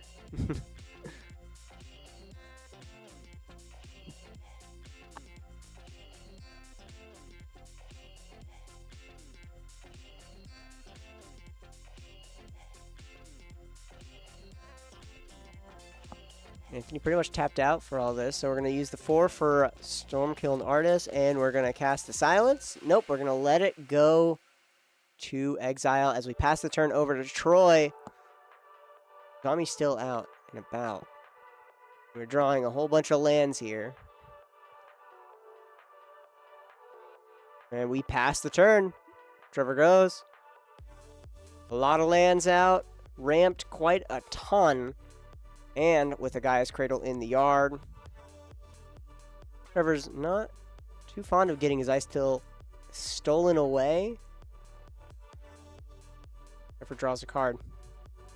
We have a way to get rid of this Pithing Needle, Trev. Mr. the Nightmare.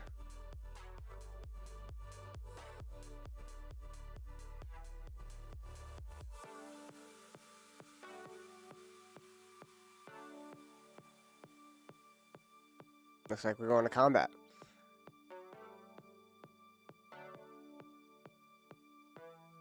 Aaron is at Troy once again. Trigger, we're going to get Gaia's Cradle.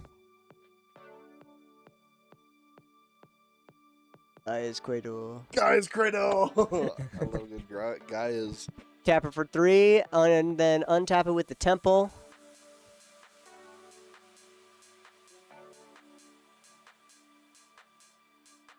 Five? So 4 mana? 4 mana. 5. Kiki Jiki. Kiki Jiki with a volatile Stormdrake on the field. That is disgusting. We flip over with our counterbalance, and that is unfortunate. It is a land on top. Kiki Jiki.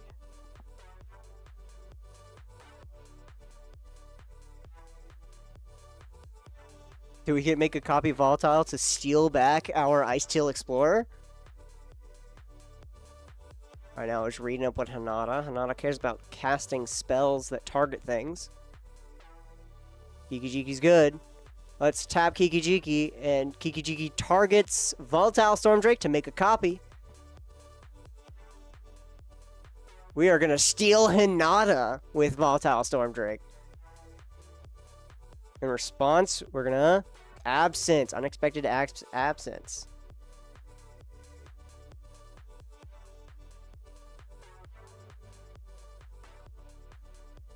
For mana. For each player, exile to one target non-land permanent that the player controls. For each permanent exiled this way, its controller cloaks the top card of your library.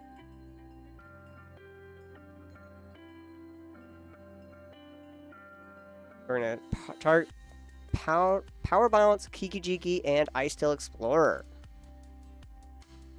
And then we cloak the top card. Those things are permanently in exile, pretty much. That was a 1 mana exile 3 things.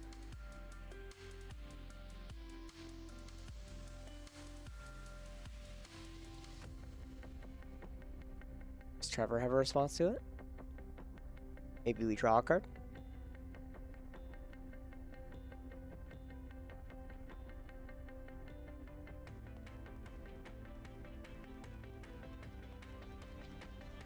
Neither David nor Troy cares.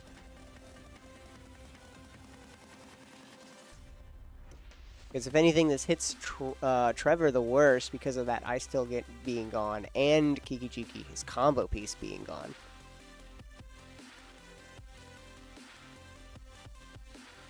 Yep. Does Volatile have protection from some things?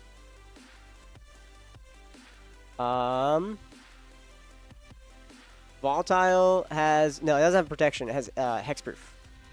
Hexproof. Hexproof. Yeah, hexproof from activated or triggered abilities. So that means he can target because he controls it. So he's good to target it.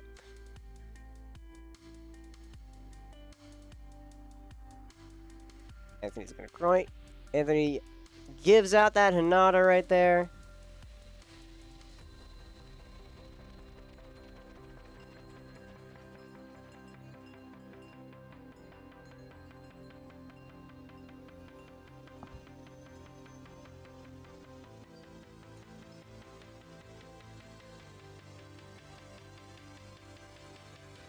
Play out a Hope Tender here. 1 mana tap, untap a target land. 1 mana tap, exert, untap 2 target lands.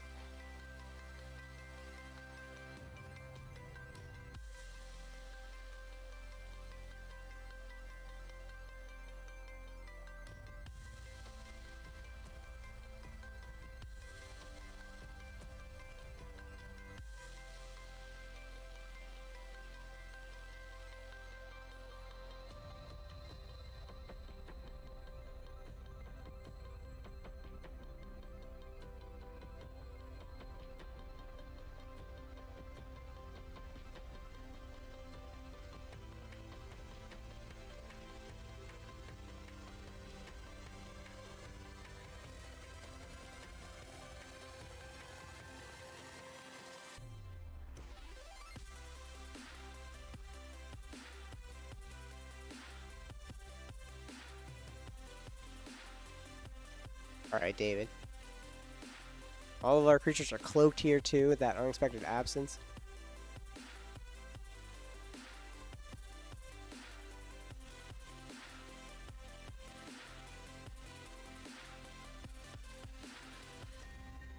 Trevor, hopefully excited to having a Hinata out on his own field. Unexcited to not have Kiki Jiki. Knows how Trevor will get through it this time without one of his primary combo pieces. Wanshitong! Oh! Oh no! Dang you, Trevor. You kicked the box. Aether Vial. Phyrexian Metamorph. We're going to be flashing that out.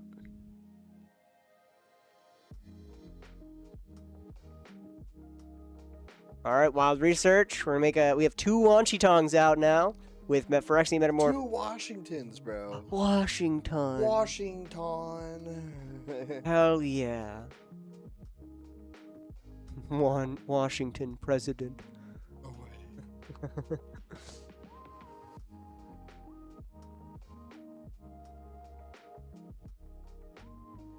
Alright, what are we grabbing up, Anthony? Grabbing up an instant or an enchantment. Grab up Smothering Tithe.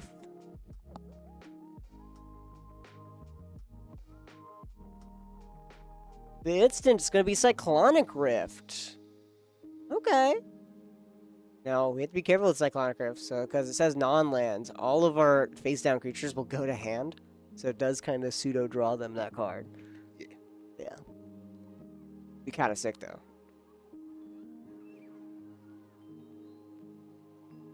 But, let's see, random card. We gonna flip over. Gamble. Gamble? He just already gambled, essentially.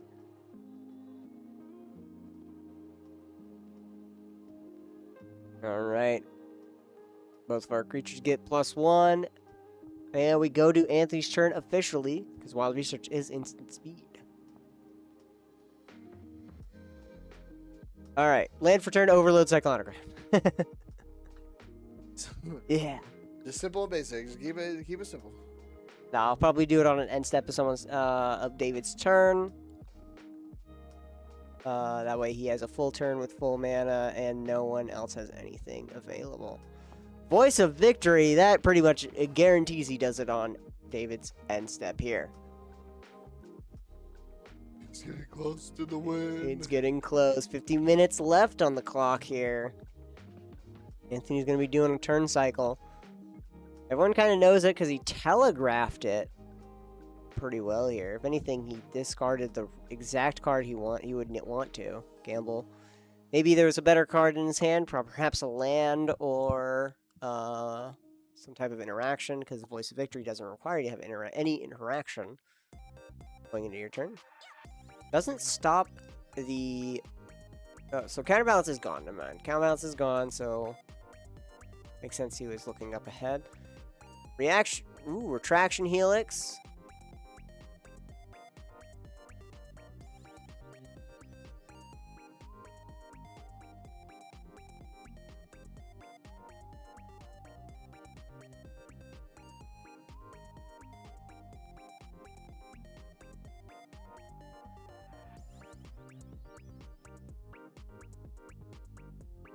Oh, interesting. Retraction helix given to Esper Sentinel?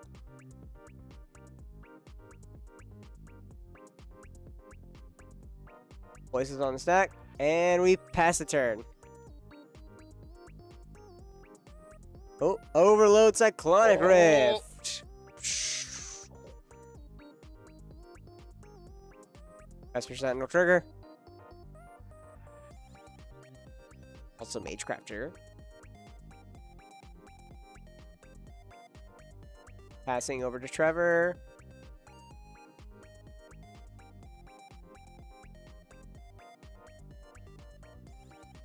We're going to bounce the Voice of Victory with Esper Sentinel.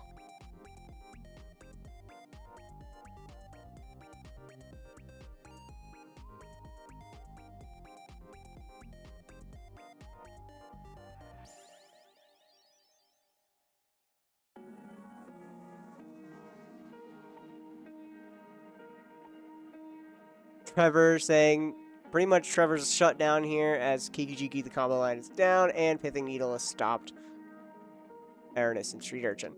Though Trevor is ahead on lands, so it's really easy for him to rebuild his board state. So yeah, we're going to get rid of Voice of Victory, and we're going to pass all of the priorities.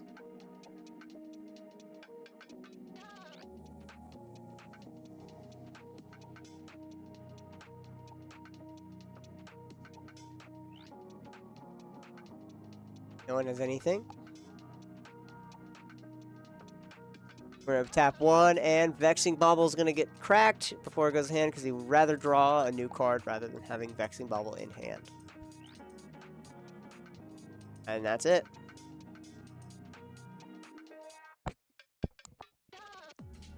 Alright, bounce everything, all non-lands. Let me go real quick, let them know.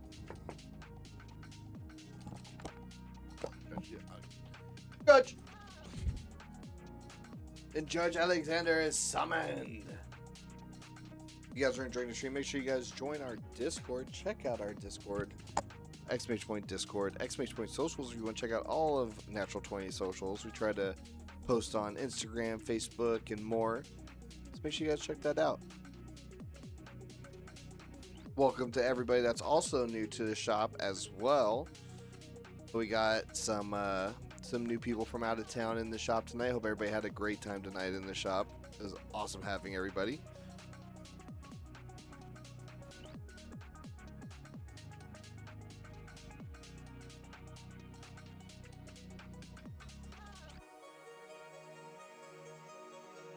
Nice. And that is it. There we go. So Trevor wanted to reveal his. You did not have to reveal because it's just straight face down creature back to hand. There's a Candelabra, Marcus of the Candelabra. Swing on in with creature. Make a gold and then use the Esper Sentinel. Back to Troy. Troy's going to take a little while to rebuild. 1 mana Soul Ring. Anthony draws from Esper Sentinel. Snapped my ankle trying to bounce my leg. Oh. Just popped the heck out of my ankle. Yep. A zombie comes down. The glass pops onto the stage. And then we cast an Aether Vial. Gotta rebuild that now.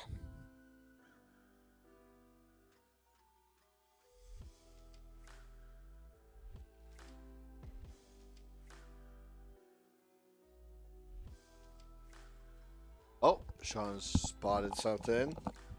Sean to the rescue. Make a quick correction.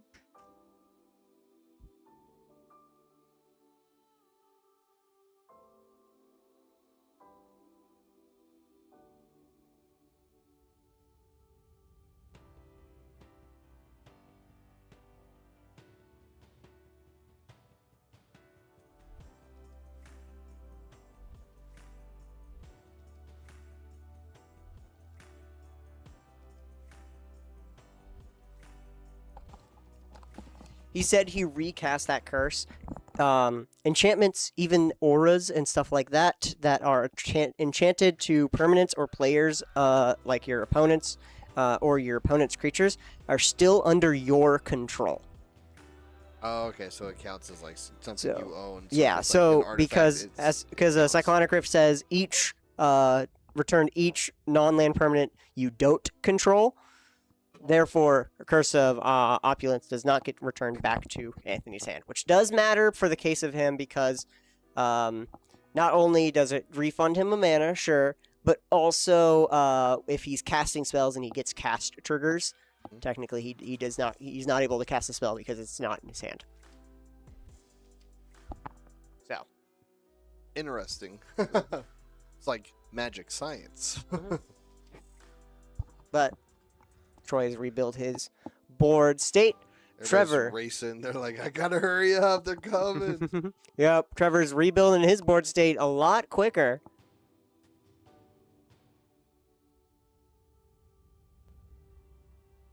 Reed Urchin comes on down.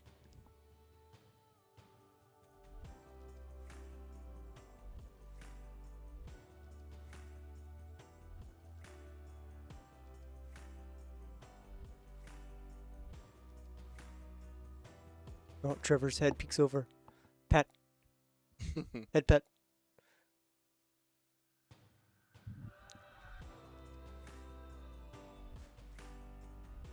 Well, now that Pithing Needle is out of here, Trevor now has the ability to snipe things with Airness, at least for this turn cycle, until Troy would recast it if he wants to.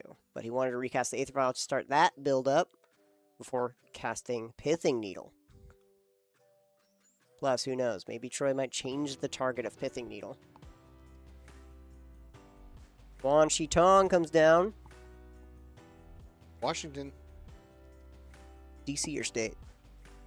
Yes. The guy. The dude. The dude. David has 5 mana available. We are able to cast Kefka if we want to. Do we want to? 6 mana. Do we want to cast Kefka now? Kefka I've not seen cast at all this tournament.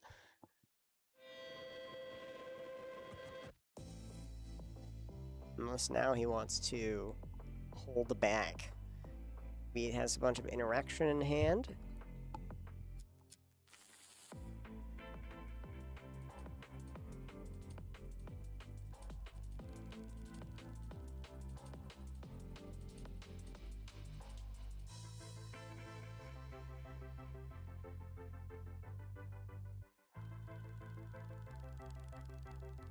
Box Chrome variety.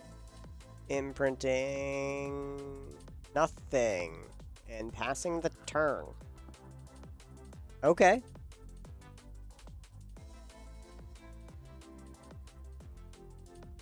Oh, okay. There we go. Imprinting Chameleon.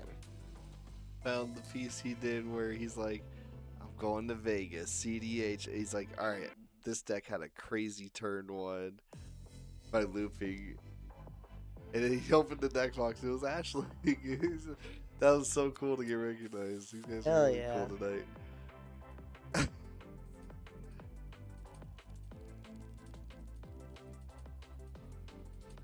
That's so cool. Ooh, Diabolic Intent sacrificing the Wan Shi Tong. Let's go searching our library for a card and putting it into our hand.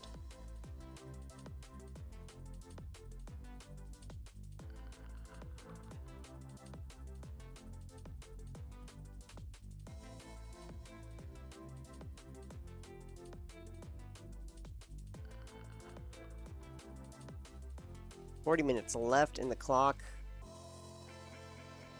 About halfway through this round. We're just currently rebuilding. Power of the board wave.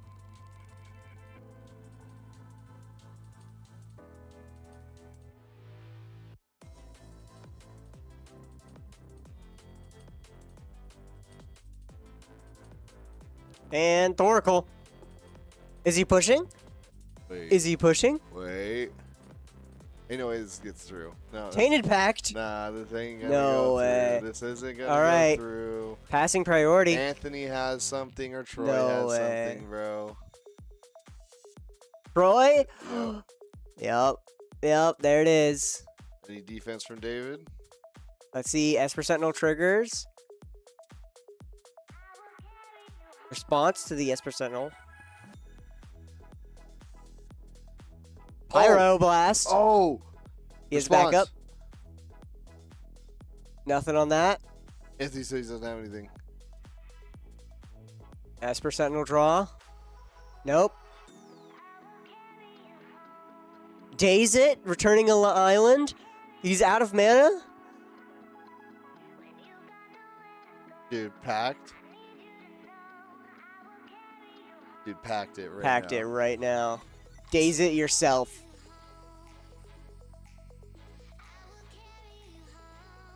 No, David, I don't think he does No. it.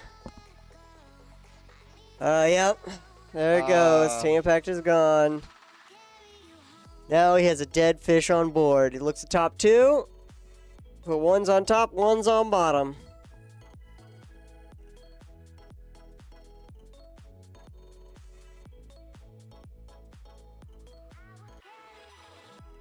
So we put both on bottom. And we pass the turn. Dang. He pushed and he failed. But he Troy did with rip 2 counterspells out of Troy's hand. He did. Troy with the clutch double counterspell, though. Yep. And he's like, I got none. All right. Can Anthony push now with Troy unlocked? Shields down. Smothering Tithe. You know what's crazy? Hmm. Anthony has Fairy Mastermind in hand. Yeah, I saw that. Fairy Mastermind says pay 4 mana. Each player draws a card. So David goes to 0 cards in library. And then with the ETB on the stack, draw a card with no cards. That'd be sick. Yeah. That would have been sick. That would have knocked out David if Anthony made a deal, essentially, with Trevor and Troy to knock him out instead. Would use a little bit. You'd use a little bit of resources between. Oh, you. Any Plimas? Any Plimas in chat? Any Put, the get your Plimas in Any for. Plimas in chat. Get your Plimas. We got some treasure and some gold here. Moving to Troy's turn.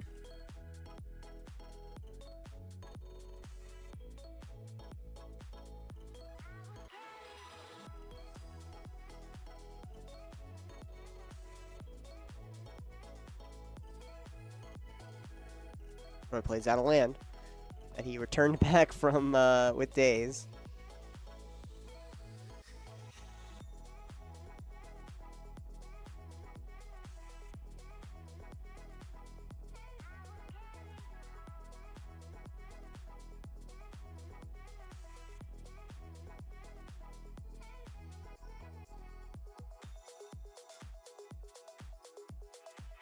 Alright, Troy. You have a Pithing Needle in hand, but Trevor will fire off at a zombie if you cast that Pithing Needle. Looks like we're going to tap with a zombie and draw. Othering Tithe trigger.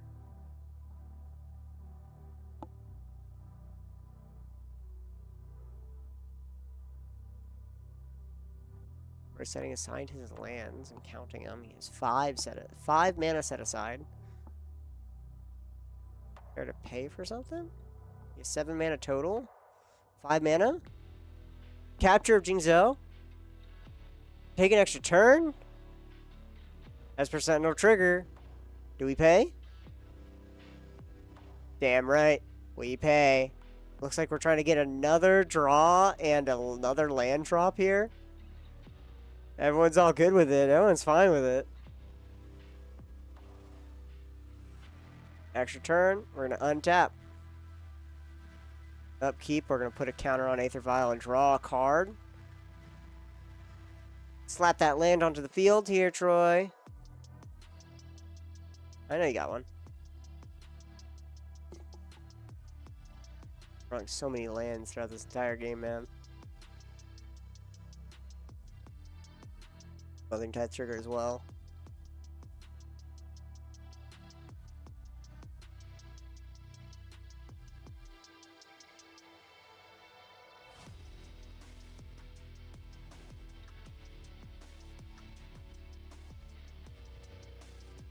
Mockingbird. What are we getting a copy of? Astasa? Oh, as Thasa's Oracle? He's making it a copy of Thoracle? X equals 5? He's gonna raw just look at top 5? Alright, fair enough. He doesn't have the black for Tainted Pact or Consult.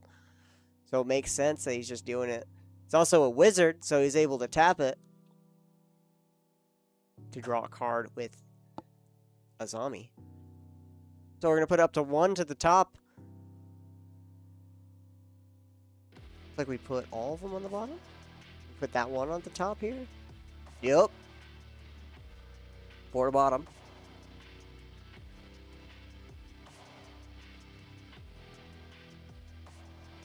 Tap Azami to draw a card. Smothering Tide Trigger. And he makes it.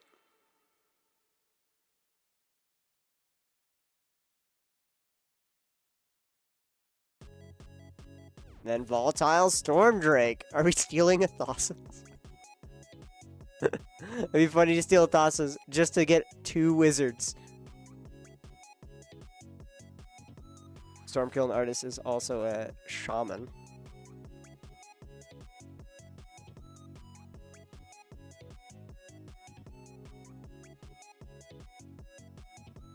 Airness as well.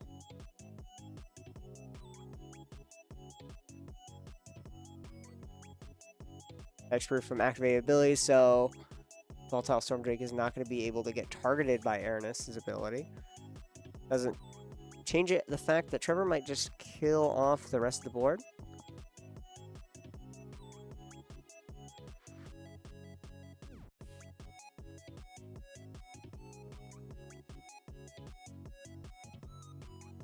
August of the Candelabra.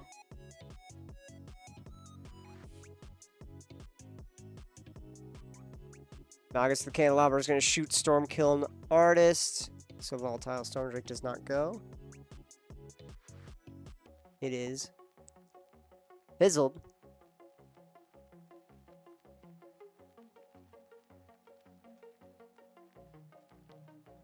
Judge, give over 1 second. We got our judge call. Judge.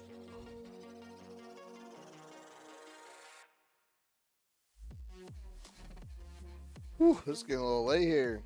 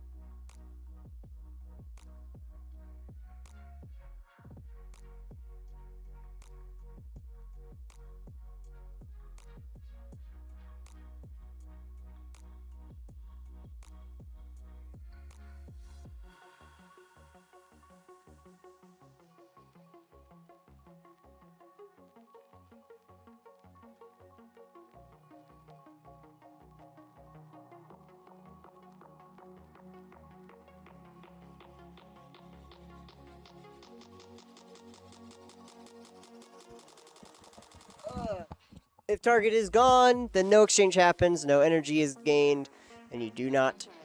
And Stormkill and then Volatile Storm Drake is still on the board. So now Troy has a 3-2 flyer. Flying defense. Trevor goes a turn.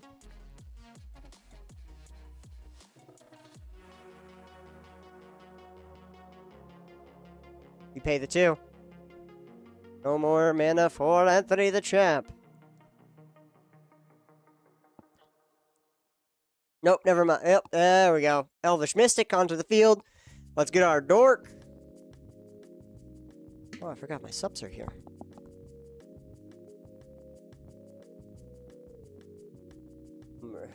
Gamers. Gamer subs.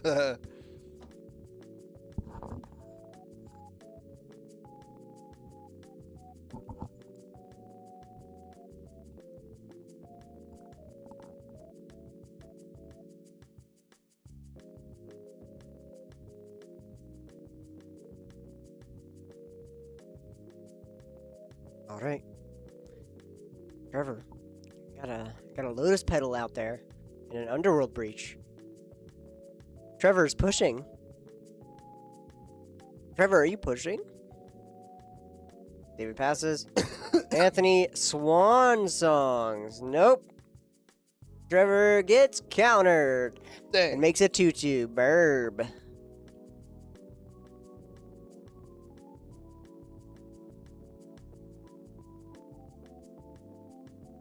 There's our burb. At least it's sack fodder to Aranis. Moving to combat.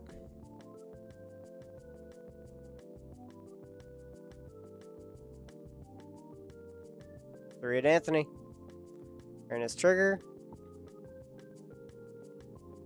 We're gonna get back.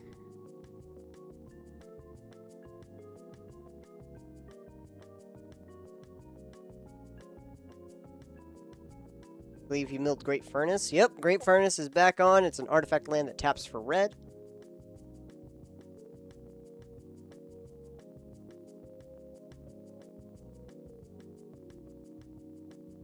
It's ruining my life, he says. I mean, yeah, they've kind of killed out every single out that Trevor has.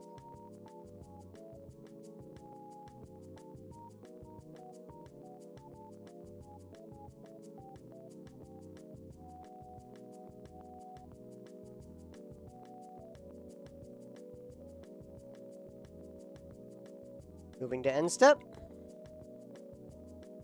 We're gonna flash in a Fairy Mastermind.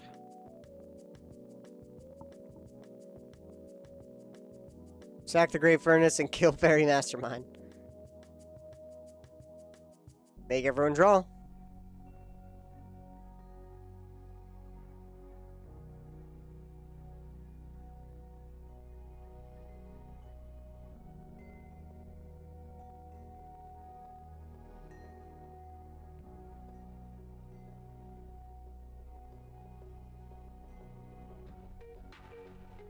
Gonna shoot it. There we are.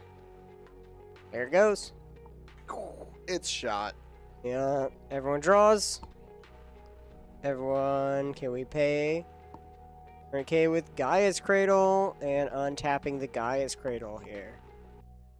Have 1 floating mana after that. We'll make 2 with Troy and David not paying. 25 minutes left in the clock. Fourth of the game left, pretty much. David goes a turn. Kefka still in the command zone. Have never seen it cast. Because he's probably leaving a lot of interaction in hand. Not enough, apparently, for Thoracle. Tainted Pact. Win it out. Volatile Stormdrake.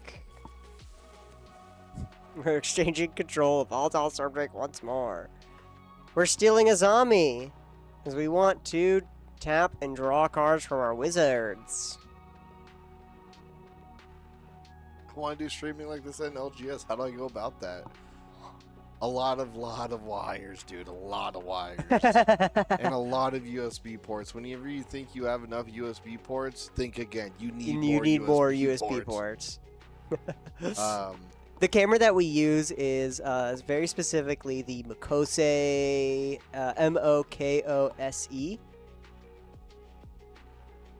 Mokose.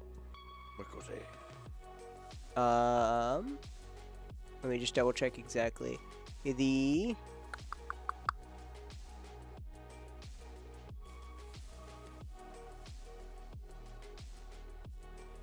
like really cheap. It is the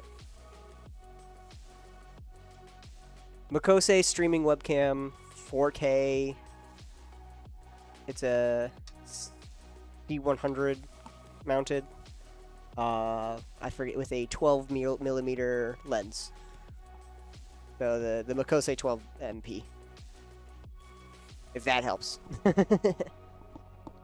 So that's we use 2 of those over each side of the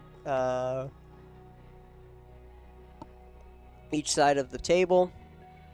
And then we also have, for our life totals, a custom plugin for OBS with Stream Deck. So our Stream Deck specifically goes into a plugin. I'm forgetting what it's called. It's custom built. Like, we had to commission someone to do this.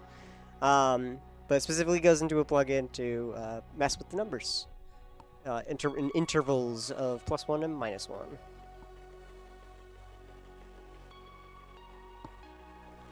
Of course. No problem. They're just USB ones, so you can either use USB. We use HDMIs because they're a little bit better with cam links. John knows all that stuff. I do not. I'm the hardware guy. Yeah, he knows all the hardware. I'm more of a software guy. Yep. We have specifically Audio-Technica BPHS ones for our commentary mics. And then another Audio-Technica overhead mic. I'm forgetting it's a Shure overhead mic for our room audio. Then we also have I'm forgetting what our lavaliers are for our pre-releases. We specifically do. Because we mic up our people, and they all go into a Behringer X-Air 12 for our mixer, and all of that goes into a Scarlett, Focusrite Scarlett that goes into our computer.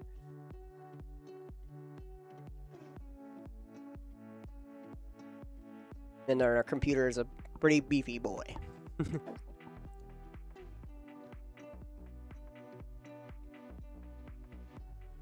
All right, 20 minutes left on. We have a Kefka on the field, and we've drawn some cards here with it.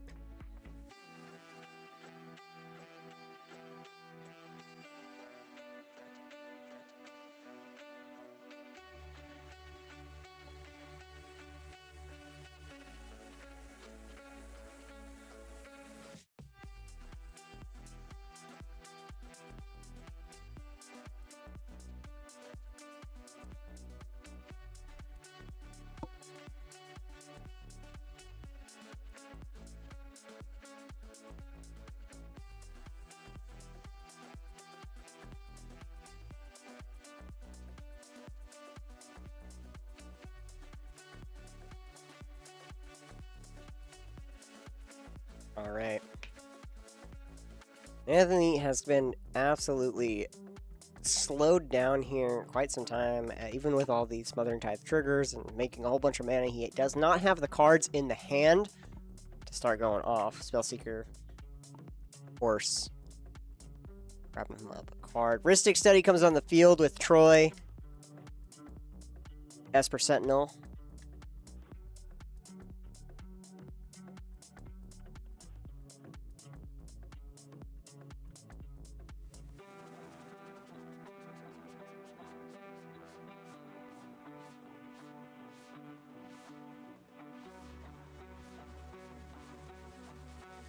Careful.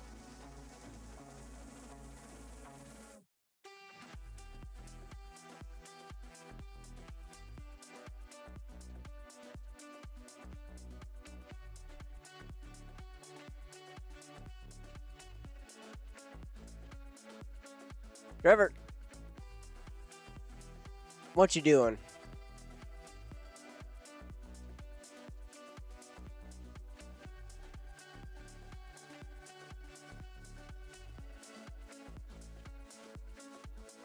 Deadly Rollick, Ristic Study Trigger, and Espers.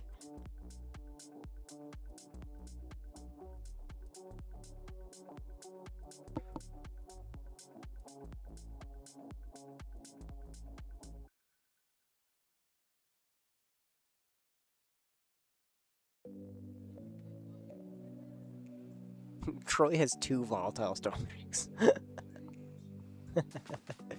He just keeps getting his stuff stolen and or fizzled. Ernest dies! Goes to command zone. And redirect lightning. On the Aranus activation.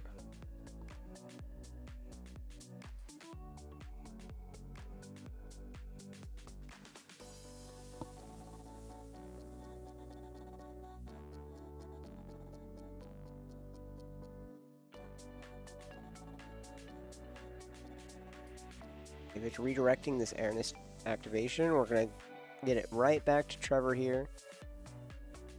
And, yep, there's the Hope Tender is sacrificed, or is killed. Trevor's absolutely just getting bogged down by everyone in this game right now. Our boys going down.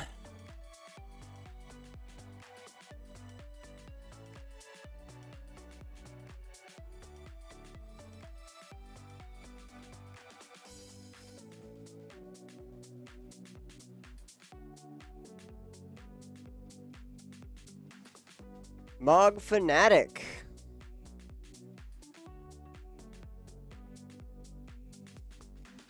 Sacrifice it. Mog Fanatic deals 1 damage to target creature or player.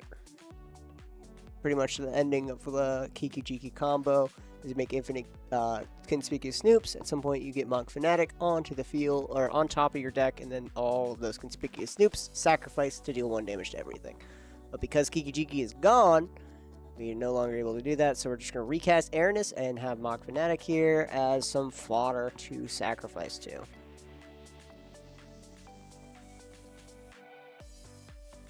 Pop the LED for some mana.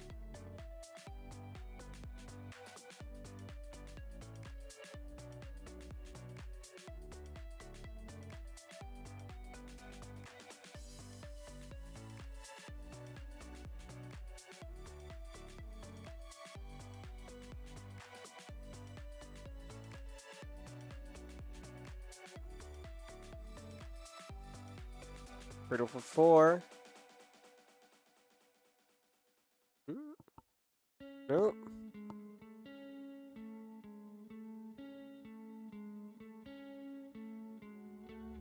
Three plus 1. Blast attack Quarry, pumping 2. We're gonna get Hope Tender back to the field.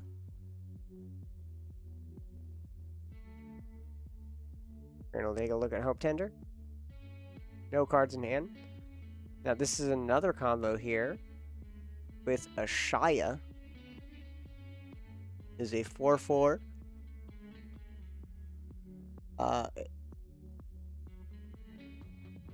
So Ashaya makes all of your creatures into forests, so Hope Tender can untap itself, as well as Gaia's Cradle, constantly making infinite mana.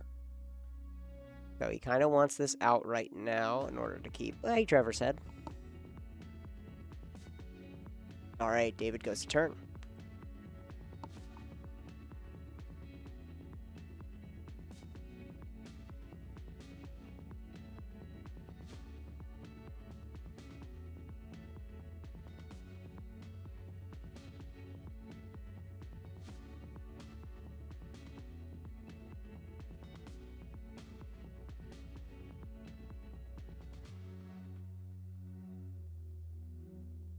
We're gonna tap 2 wizards to draw twice. Of course, not paying for that Esper or for that Smothering Tithe trigger.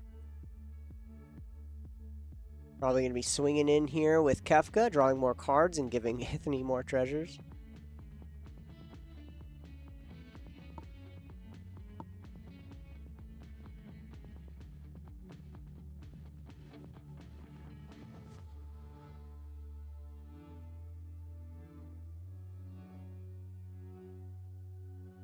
Moving to combat.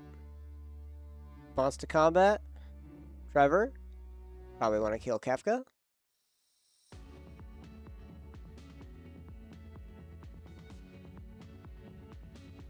Wait, it does have the ability to recast it. So, yeah, nope. Moving to combat. Kefka. Swings on in. Anthony. Kefka trigger. Let's all discard a card. And Trevor has no cards in hand. Copy enchantment, I see. It'll land. Alright. Let us all flip. We got a land, creature, and enchantment. Copy artifact, so that's 3 cards David's grabbing. We're going to block the Kefka as well with our Spellseeker.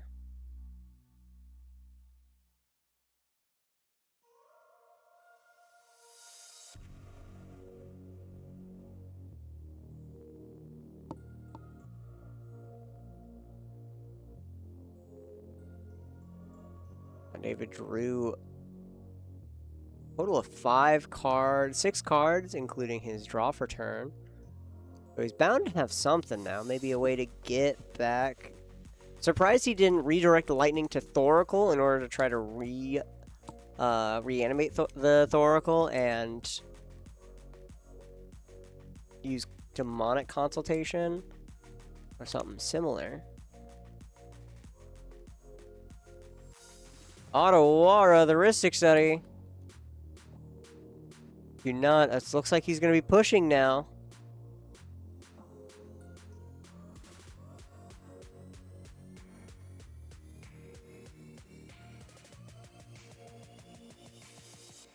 Defense grid. There it is.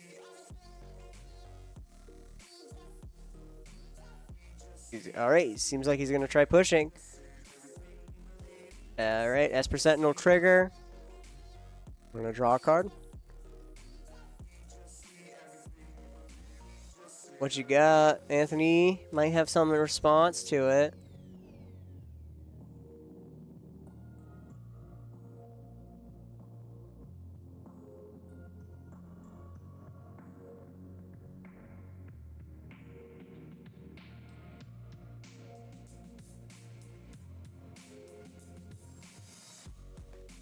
Anthony pointing out the wild research is able to get instance, potentially. Smells good in here now. Spray went off. Yeah. Alright. Mystic Remora. Poop fishes. Ooh, poop fish.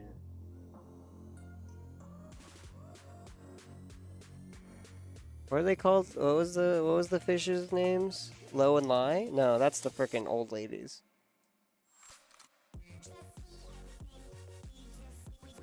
No. What the hell? Avatar.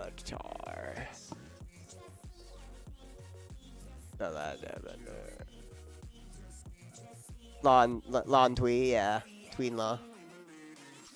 Push and pull. Because it's like the tides.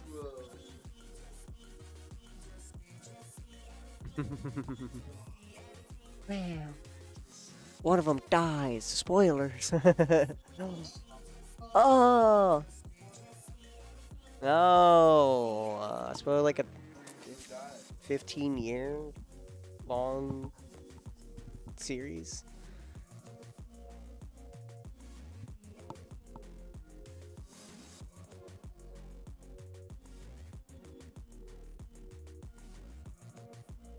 All right, David. Are we pushing? Wild Research is there. We got our card 2 here.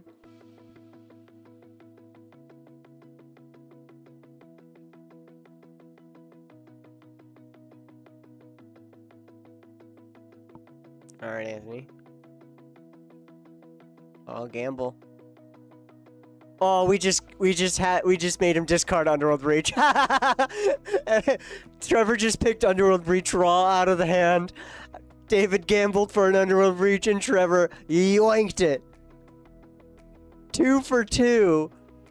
Trevor grabbing up. Trevor yoinking a gamble. Trevor yoinking the Anthony the Champ's Ristic Study and also grabbing up the Underworld Breach. David no longer has a win con. There's no way to get back Underworld Breach in Grixis. There's no way he just did that twice. Trevor is the gambler here, and he just keeps winning. Let it ride. House on Reddit lost. He really did. Yup. Oh, man. My only 3 for 3.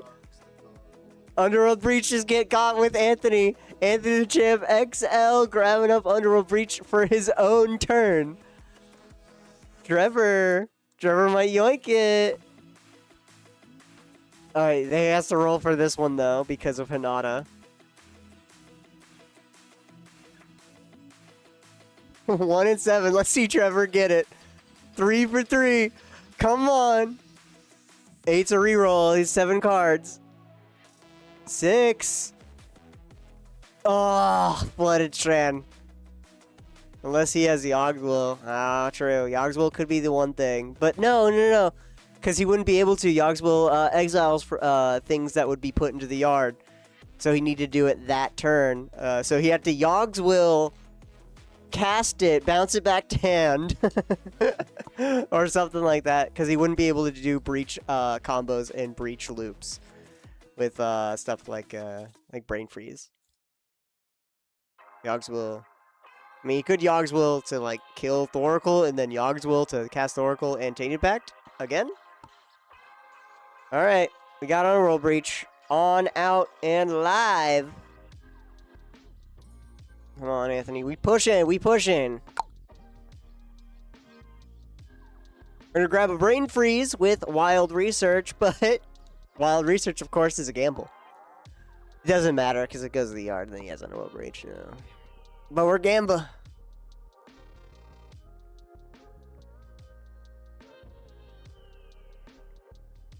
Final Fortune into the yard, doesn't matter.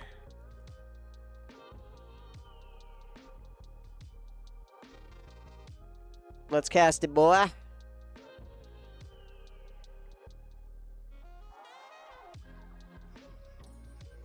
Swords to Plowshares. Gets the storm count up a little bit.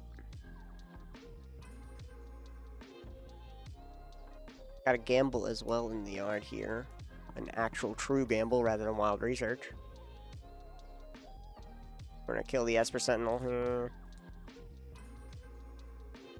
Now Trevor's sacking up his board right now. As he was Swords to Plowshares the Aridus. Fence Grid off, also helping out Anthony here.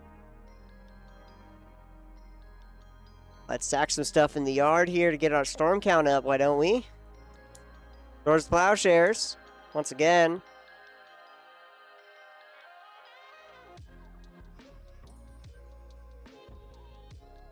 Oh.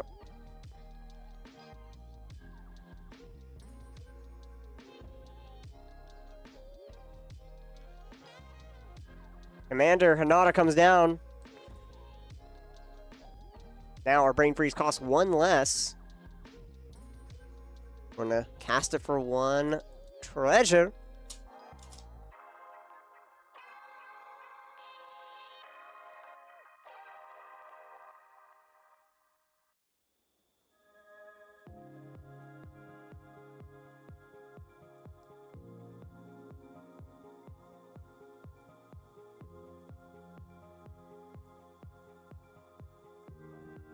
Mindbreak Trap was revealed.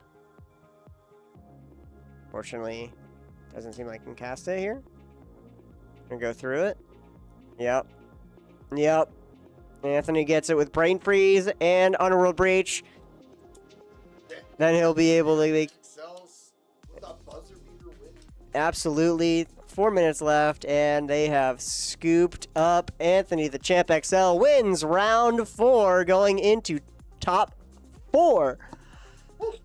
We'll see how he does against undefeated Sean T. And I think 201 Gregory. So. Well, let's go find out. Let's go set up real quick and Yep. hop into the last round. Make sure you get everything seen in the notes. Be right back.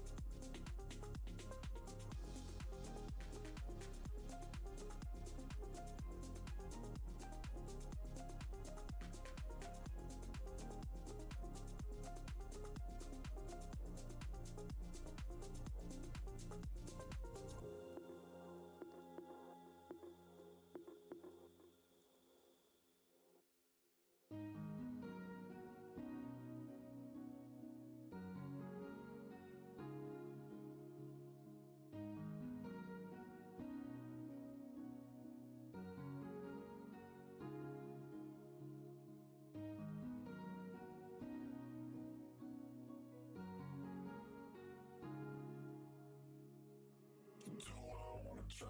Can I let it go? We're running from the past, wanting to be sure. Chaos in my mind, constant deja vu.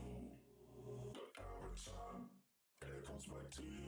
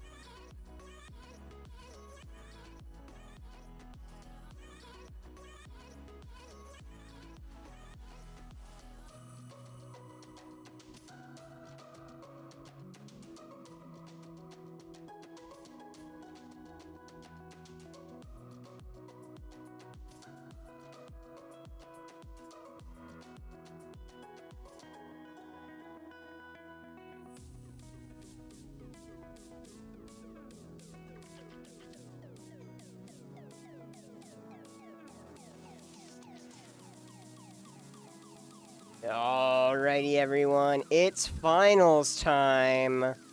We have 2 hours on the clock here. We're going to be going, hopefully, not to 3:30 in the morning. People still got MAGICCON plans here. But, let's take a look. We have Sean T back in it with Terra Magical Adept, our undefeated, our top seed of tonight. Greg M on Urza, Lord High Artificer Mono, Blue 201 at the moment. Anthony the Champ XL 211. Sorry, 301 actually. And Nasty Nate also on 301 right now. Top seed here. Feeling nice and easy. Or sorry, undefeated 4-0. 4-0, Sean, because of that bye. Same with Greg over here. Yeah. Sean keeping up the 7.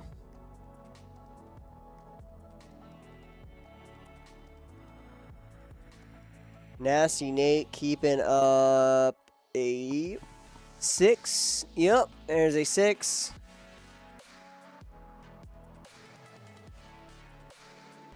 We have 2 players here fighting for a nickname. If you guys don't know, we have a tradition here at Natural 20. Natural 20 games, if you win our CEDH tournament, you get a nickname forever tied to both your account and on stream. Good luck to our players as they start.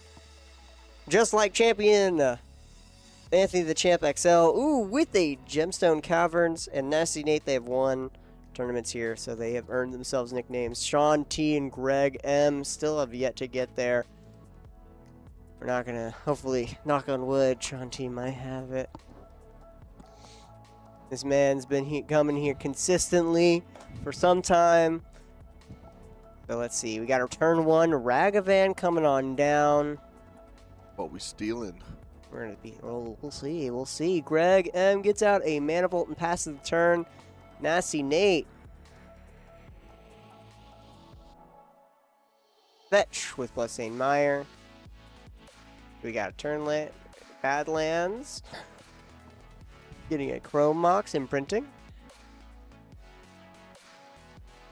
A Static Prison. Getting a Lotho and Roger out. Bang. Also doing some Rampage here. Anthony plays out a land.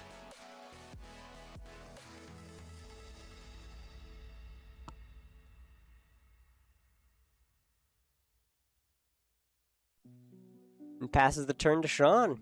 Going into turn 2. Blooded Strand. I'm just going to swing out with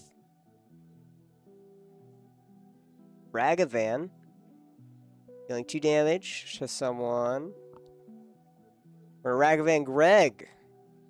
Flipping over a Everflowing Chalice. Very interesting.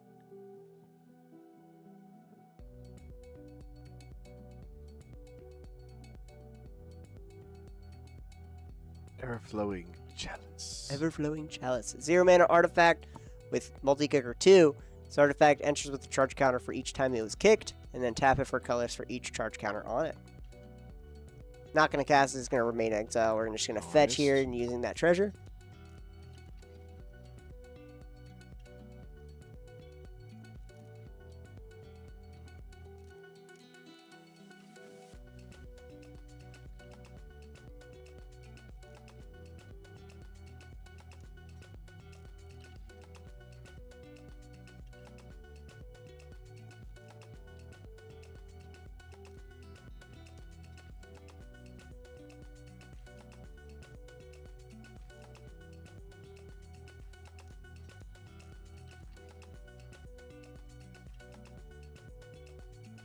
Necropotence comes on down. Heck yeah. Necropotence. Let us minus some cards. Grab up 4, it seems like. Okay. Getting a full grip. This is pretty much how Sean won a couple of his games here. Playing out Terra and getting a Necropotence or some other powerful enchantment. Again, a lot of Magic's strongest cards are enchantments. Smothering Tithe, Rhystic Study, Necropotence, Oh yeah. Underworld Breach, enchantments. Artifacts. Enchantment. Artifacts are also pretty strong here, but we'll see. Manamo comes onto the field. Greg, what you doing? We're gonna tap 1, 4. What are we playing? Unwinding Clock. There we are. Unwinding Clock at the beginning of each opponent's upkeep.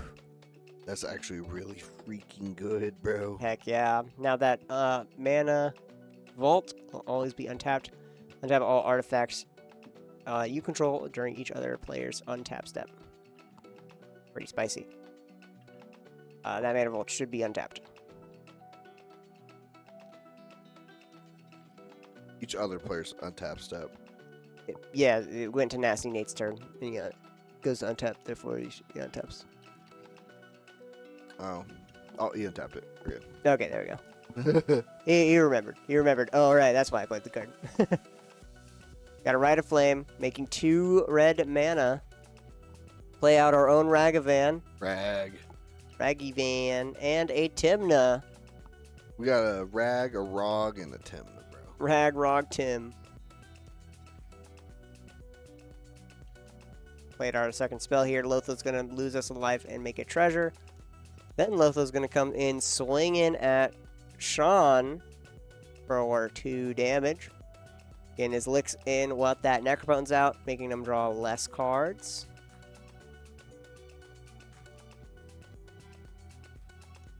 Yeah. I love how aggressive Nasty Nate plays final tables. I love Nasty Nate at the final table. Absolutely. Everybody's like, "Oh, I'm gonna play stacks. I'm gonna play."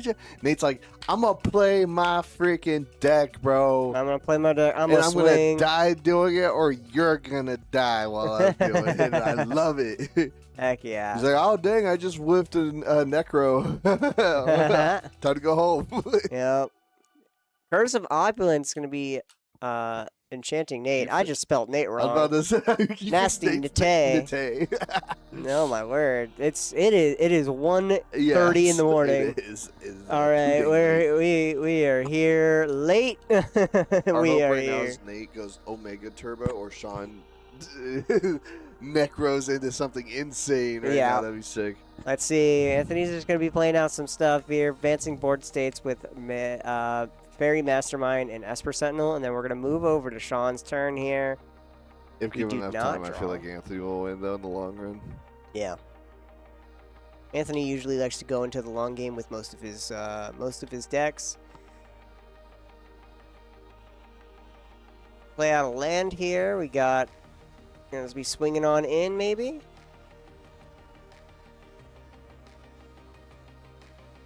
Who could we possibly swing at the most? We're gonna be swinging at Greg Greg. still. I'm surprised we're swinging at Greg. As you rip off the top.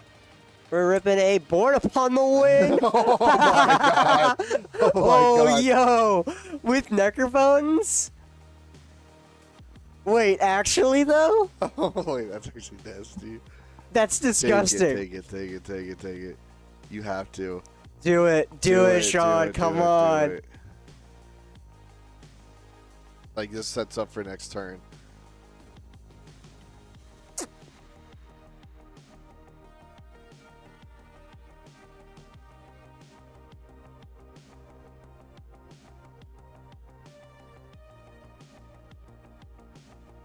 Okay. Taking a look at Born. Dude. That's pretty spicy. Dude, That's you the combo. That's you the take Necrophone's Born. Dude, it's a freaking Born upon the Pay win. Take the Born upon the 25. win. Pay 25 and take the Born. You tap out Pass for Born. a turn, and you set up for the win next round. You definitely take Born. If He Nate doesn't can't win set on up. his turn, then Sean is in an awesome spot to just do whatever he wants. He can't really go full in on it. Voice of Victory. He's Come on. all Come in on, boy. it, man. Come He's on, going man. All in on it, man. Take it. Come on. Voice of Victory. Passing priority. Come on, Sean. We're gonna fetch and shock here.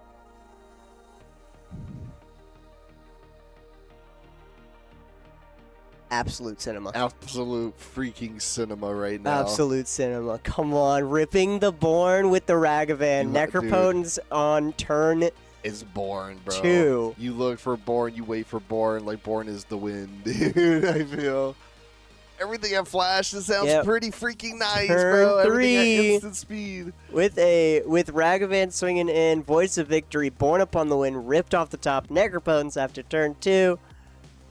All right.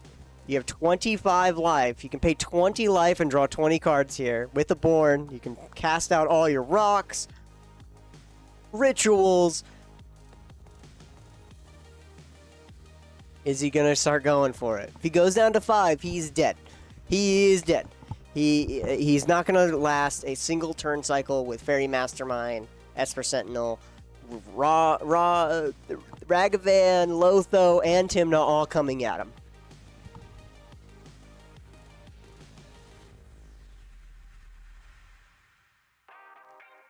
Pay 20. He's going to pay 20 and go down to 5. He's paying 22 and going down to 3. Oh my God. He's going for it. He's going for it. Sean is going for it. 11.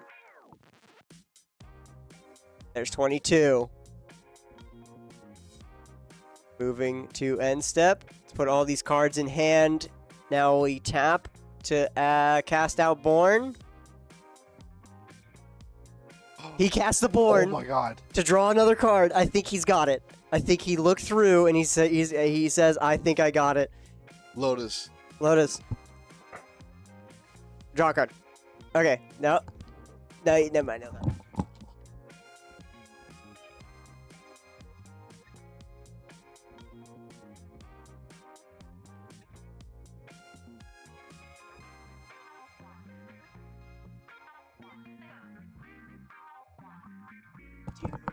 Okay, draw the card.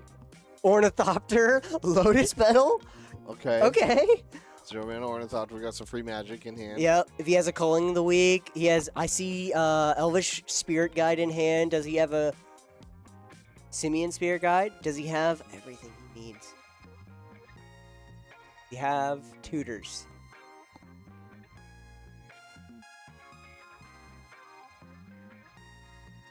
Did he gas out? Uh-oh. He's calculating. He might be calculating. Okay. Yep. Elvish Spirit Guide. Just make as much mana as possible, man. Oh! Crack pedal for a black. Crack the pedal for a black. He has Cabal Ritual in hand.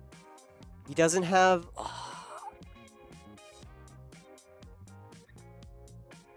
Does he have a way of pitching things to his yard to get Delirium or to get Threshold?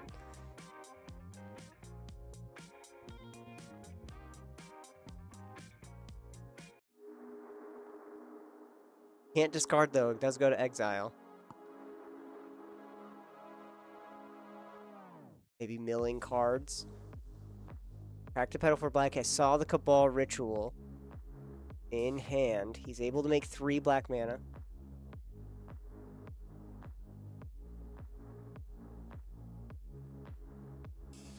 Holding a Diabolic Intent. Might be just figuring it all out right now, you know? Uh-huh. So what can I do after I cast this? Okay, into this, into...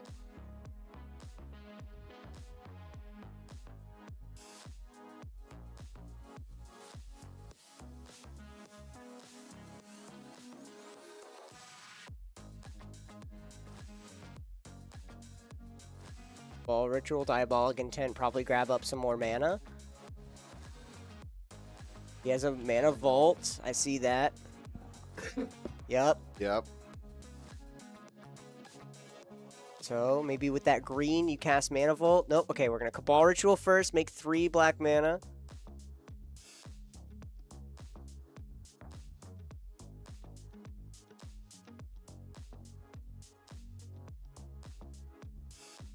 I'm going to cast that Mana Vault. Yes! Yes! 2 black mana floating. 3 colorless, 2 black.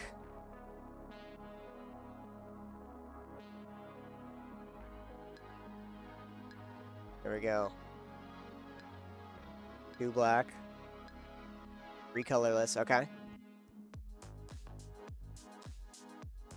1 black, 1 colorless. Diabolic Intent, come on, my man.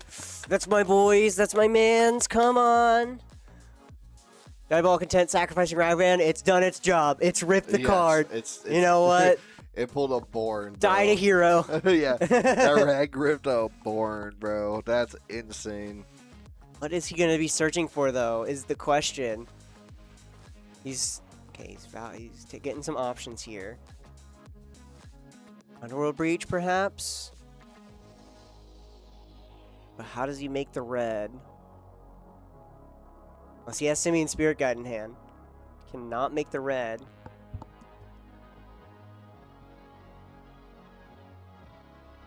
Painted Pact, I see in hand.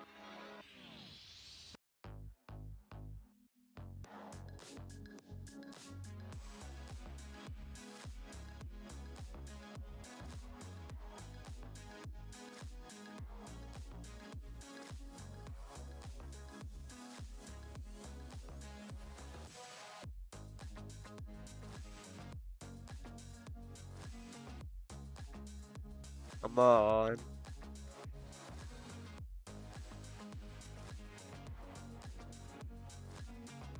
Taking a look at his options. I see the Underworld Breach. Take a look, double check. Simian Spirit Guide is in the library. He does not have access to that. Brain Freeze is in the library. He does not have access to that.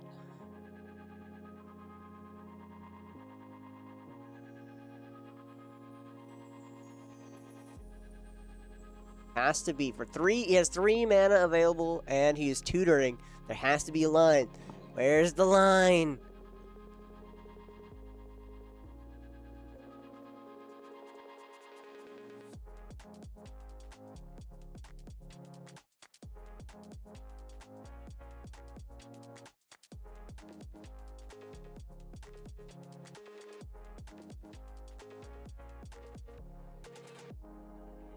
He can frantically looking through his hand, seeing if there is something that he can do with a card. Not it. That's not the card. He's comparing that card to his hand to see what he needs.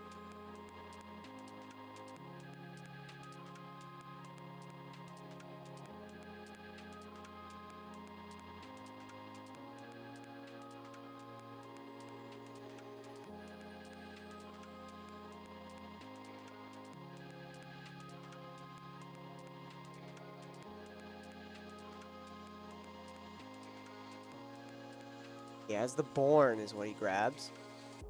The Vampiric Tutor. Tainted Pact. 1 and 1. Saw the Underworld Breach. So he yoinked Underworld Breach and he has 1 colorless left. Chrome Mox. Chrome Moxes. The rip. The rip. The rip of Chrome Mox off the top. Doesn't even have to go deep. He just stops right there. That's all he needs is he casts out Chrome Mox. He's going to imprint it with a red card here. What red card are we getting? Final Fortune. He doesn't need it no more. He knows this is the turn. So we cast out Underworld Breach. They don't have responses. There ain't nothing. You know why? This is turn 2. This is turn 2. This is actually, I love the aggressiveness from Sean just going for it. This is turn 3 actually, and this is the start of the turn 3. This is the aggro. This is him going for it. Underworld Breach. See it, Sean. Let's see it. He has Lotus Petal in Yard. He has a way of tutoring in Yard, and he has Voice of Victory. No one is able to counter Lotus Petal. Crack it. We're gonna gamble. Gamba. Gamba.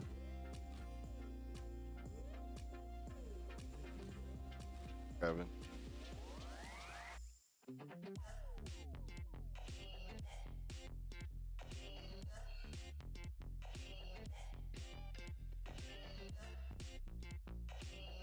He has to be careful with this. Because if he does discard a card from this, because of Necropotency, he does exile it. So if he exiles Brain Freeze... This is scary. This is very scary. He's gassed out if he exiles Brain Freeze. Even if he... Because Necropotency is a replacement effect on discard, and Gamble discards this card. Bro's putting it on. Full screen. Let's see. Nasty Nate flips over land. Oh, it's a gemstone cavern. 1 second.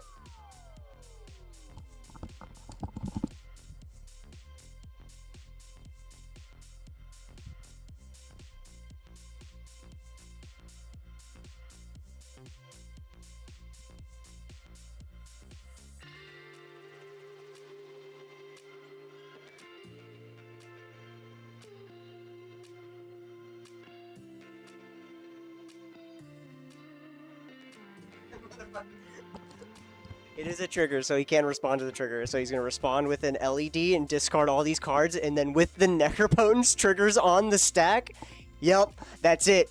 He gets the LED and he casts it. Bang, with all the bang, triggers on the stack, he's able to go on. Takes it home. Finally. Let's go. Finally, my boy coming up. He has been going 0-3.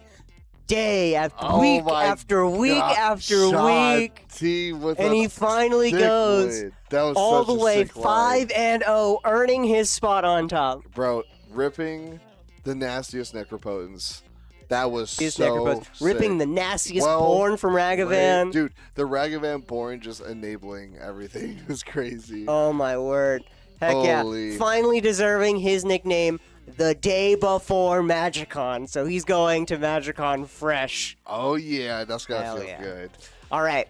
Well, that's been it for Natural 20's Thursday night CEDH. Woo! Thank you guys Friday for joining morning, us. pretty much. Thank you guys so much for joining us.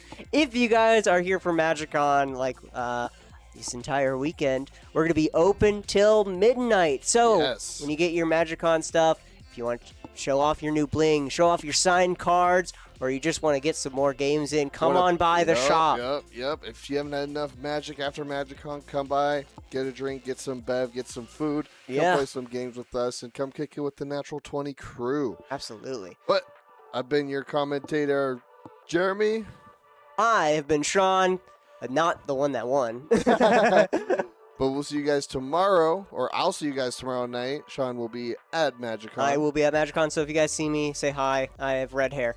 I will be here. We will be doing first Friday for Pokemon a week before regionals, so maybe a big turnout. So stay tuned, guys. Thank you guys for coming out, and we'll see you tomorrow. Later.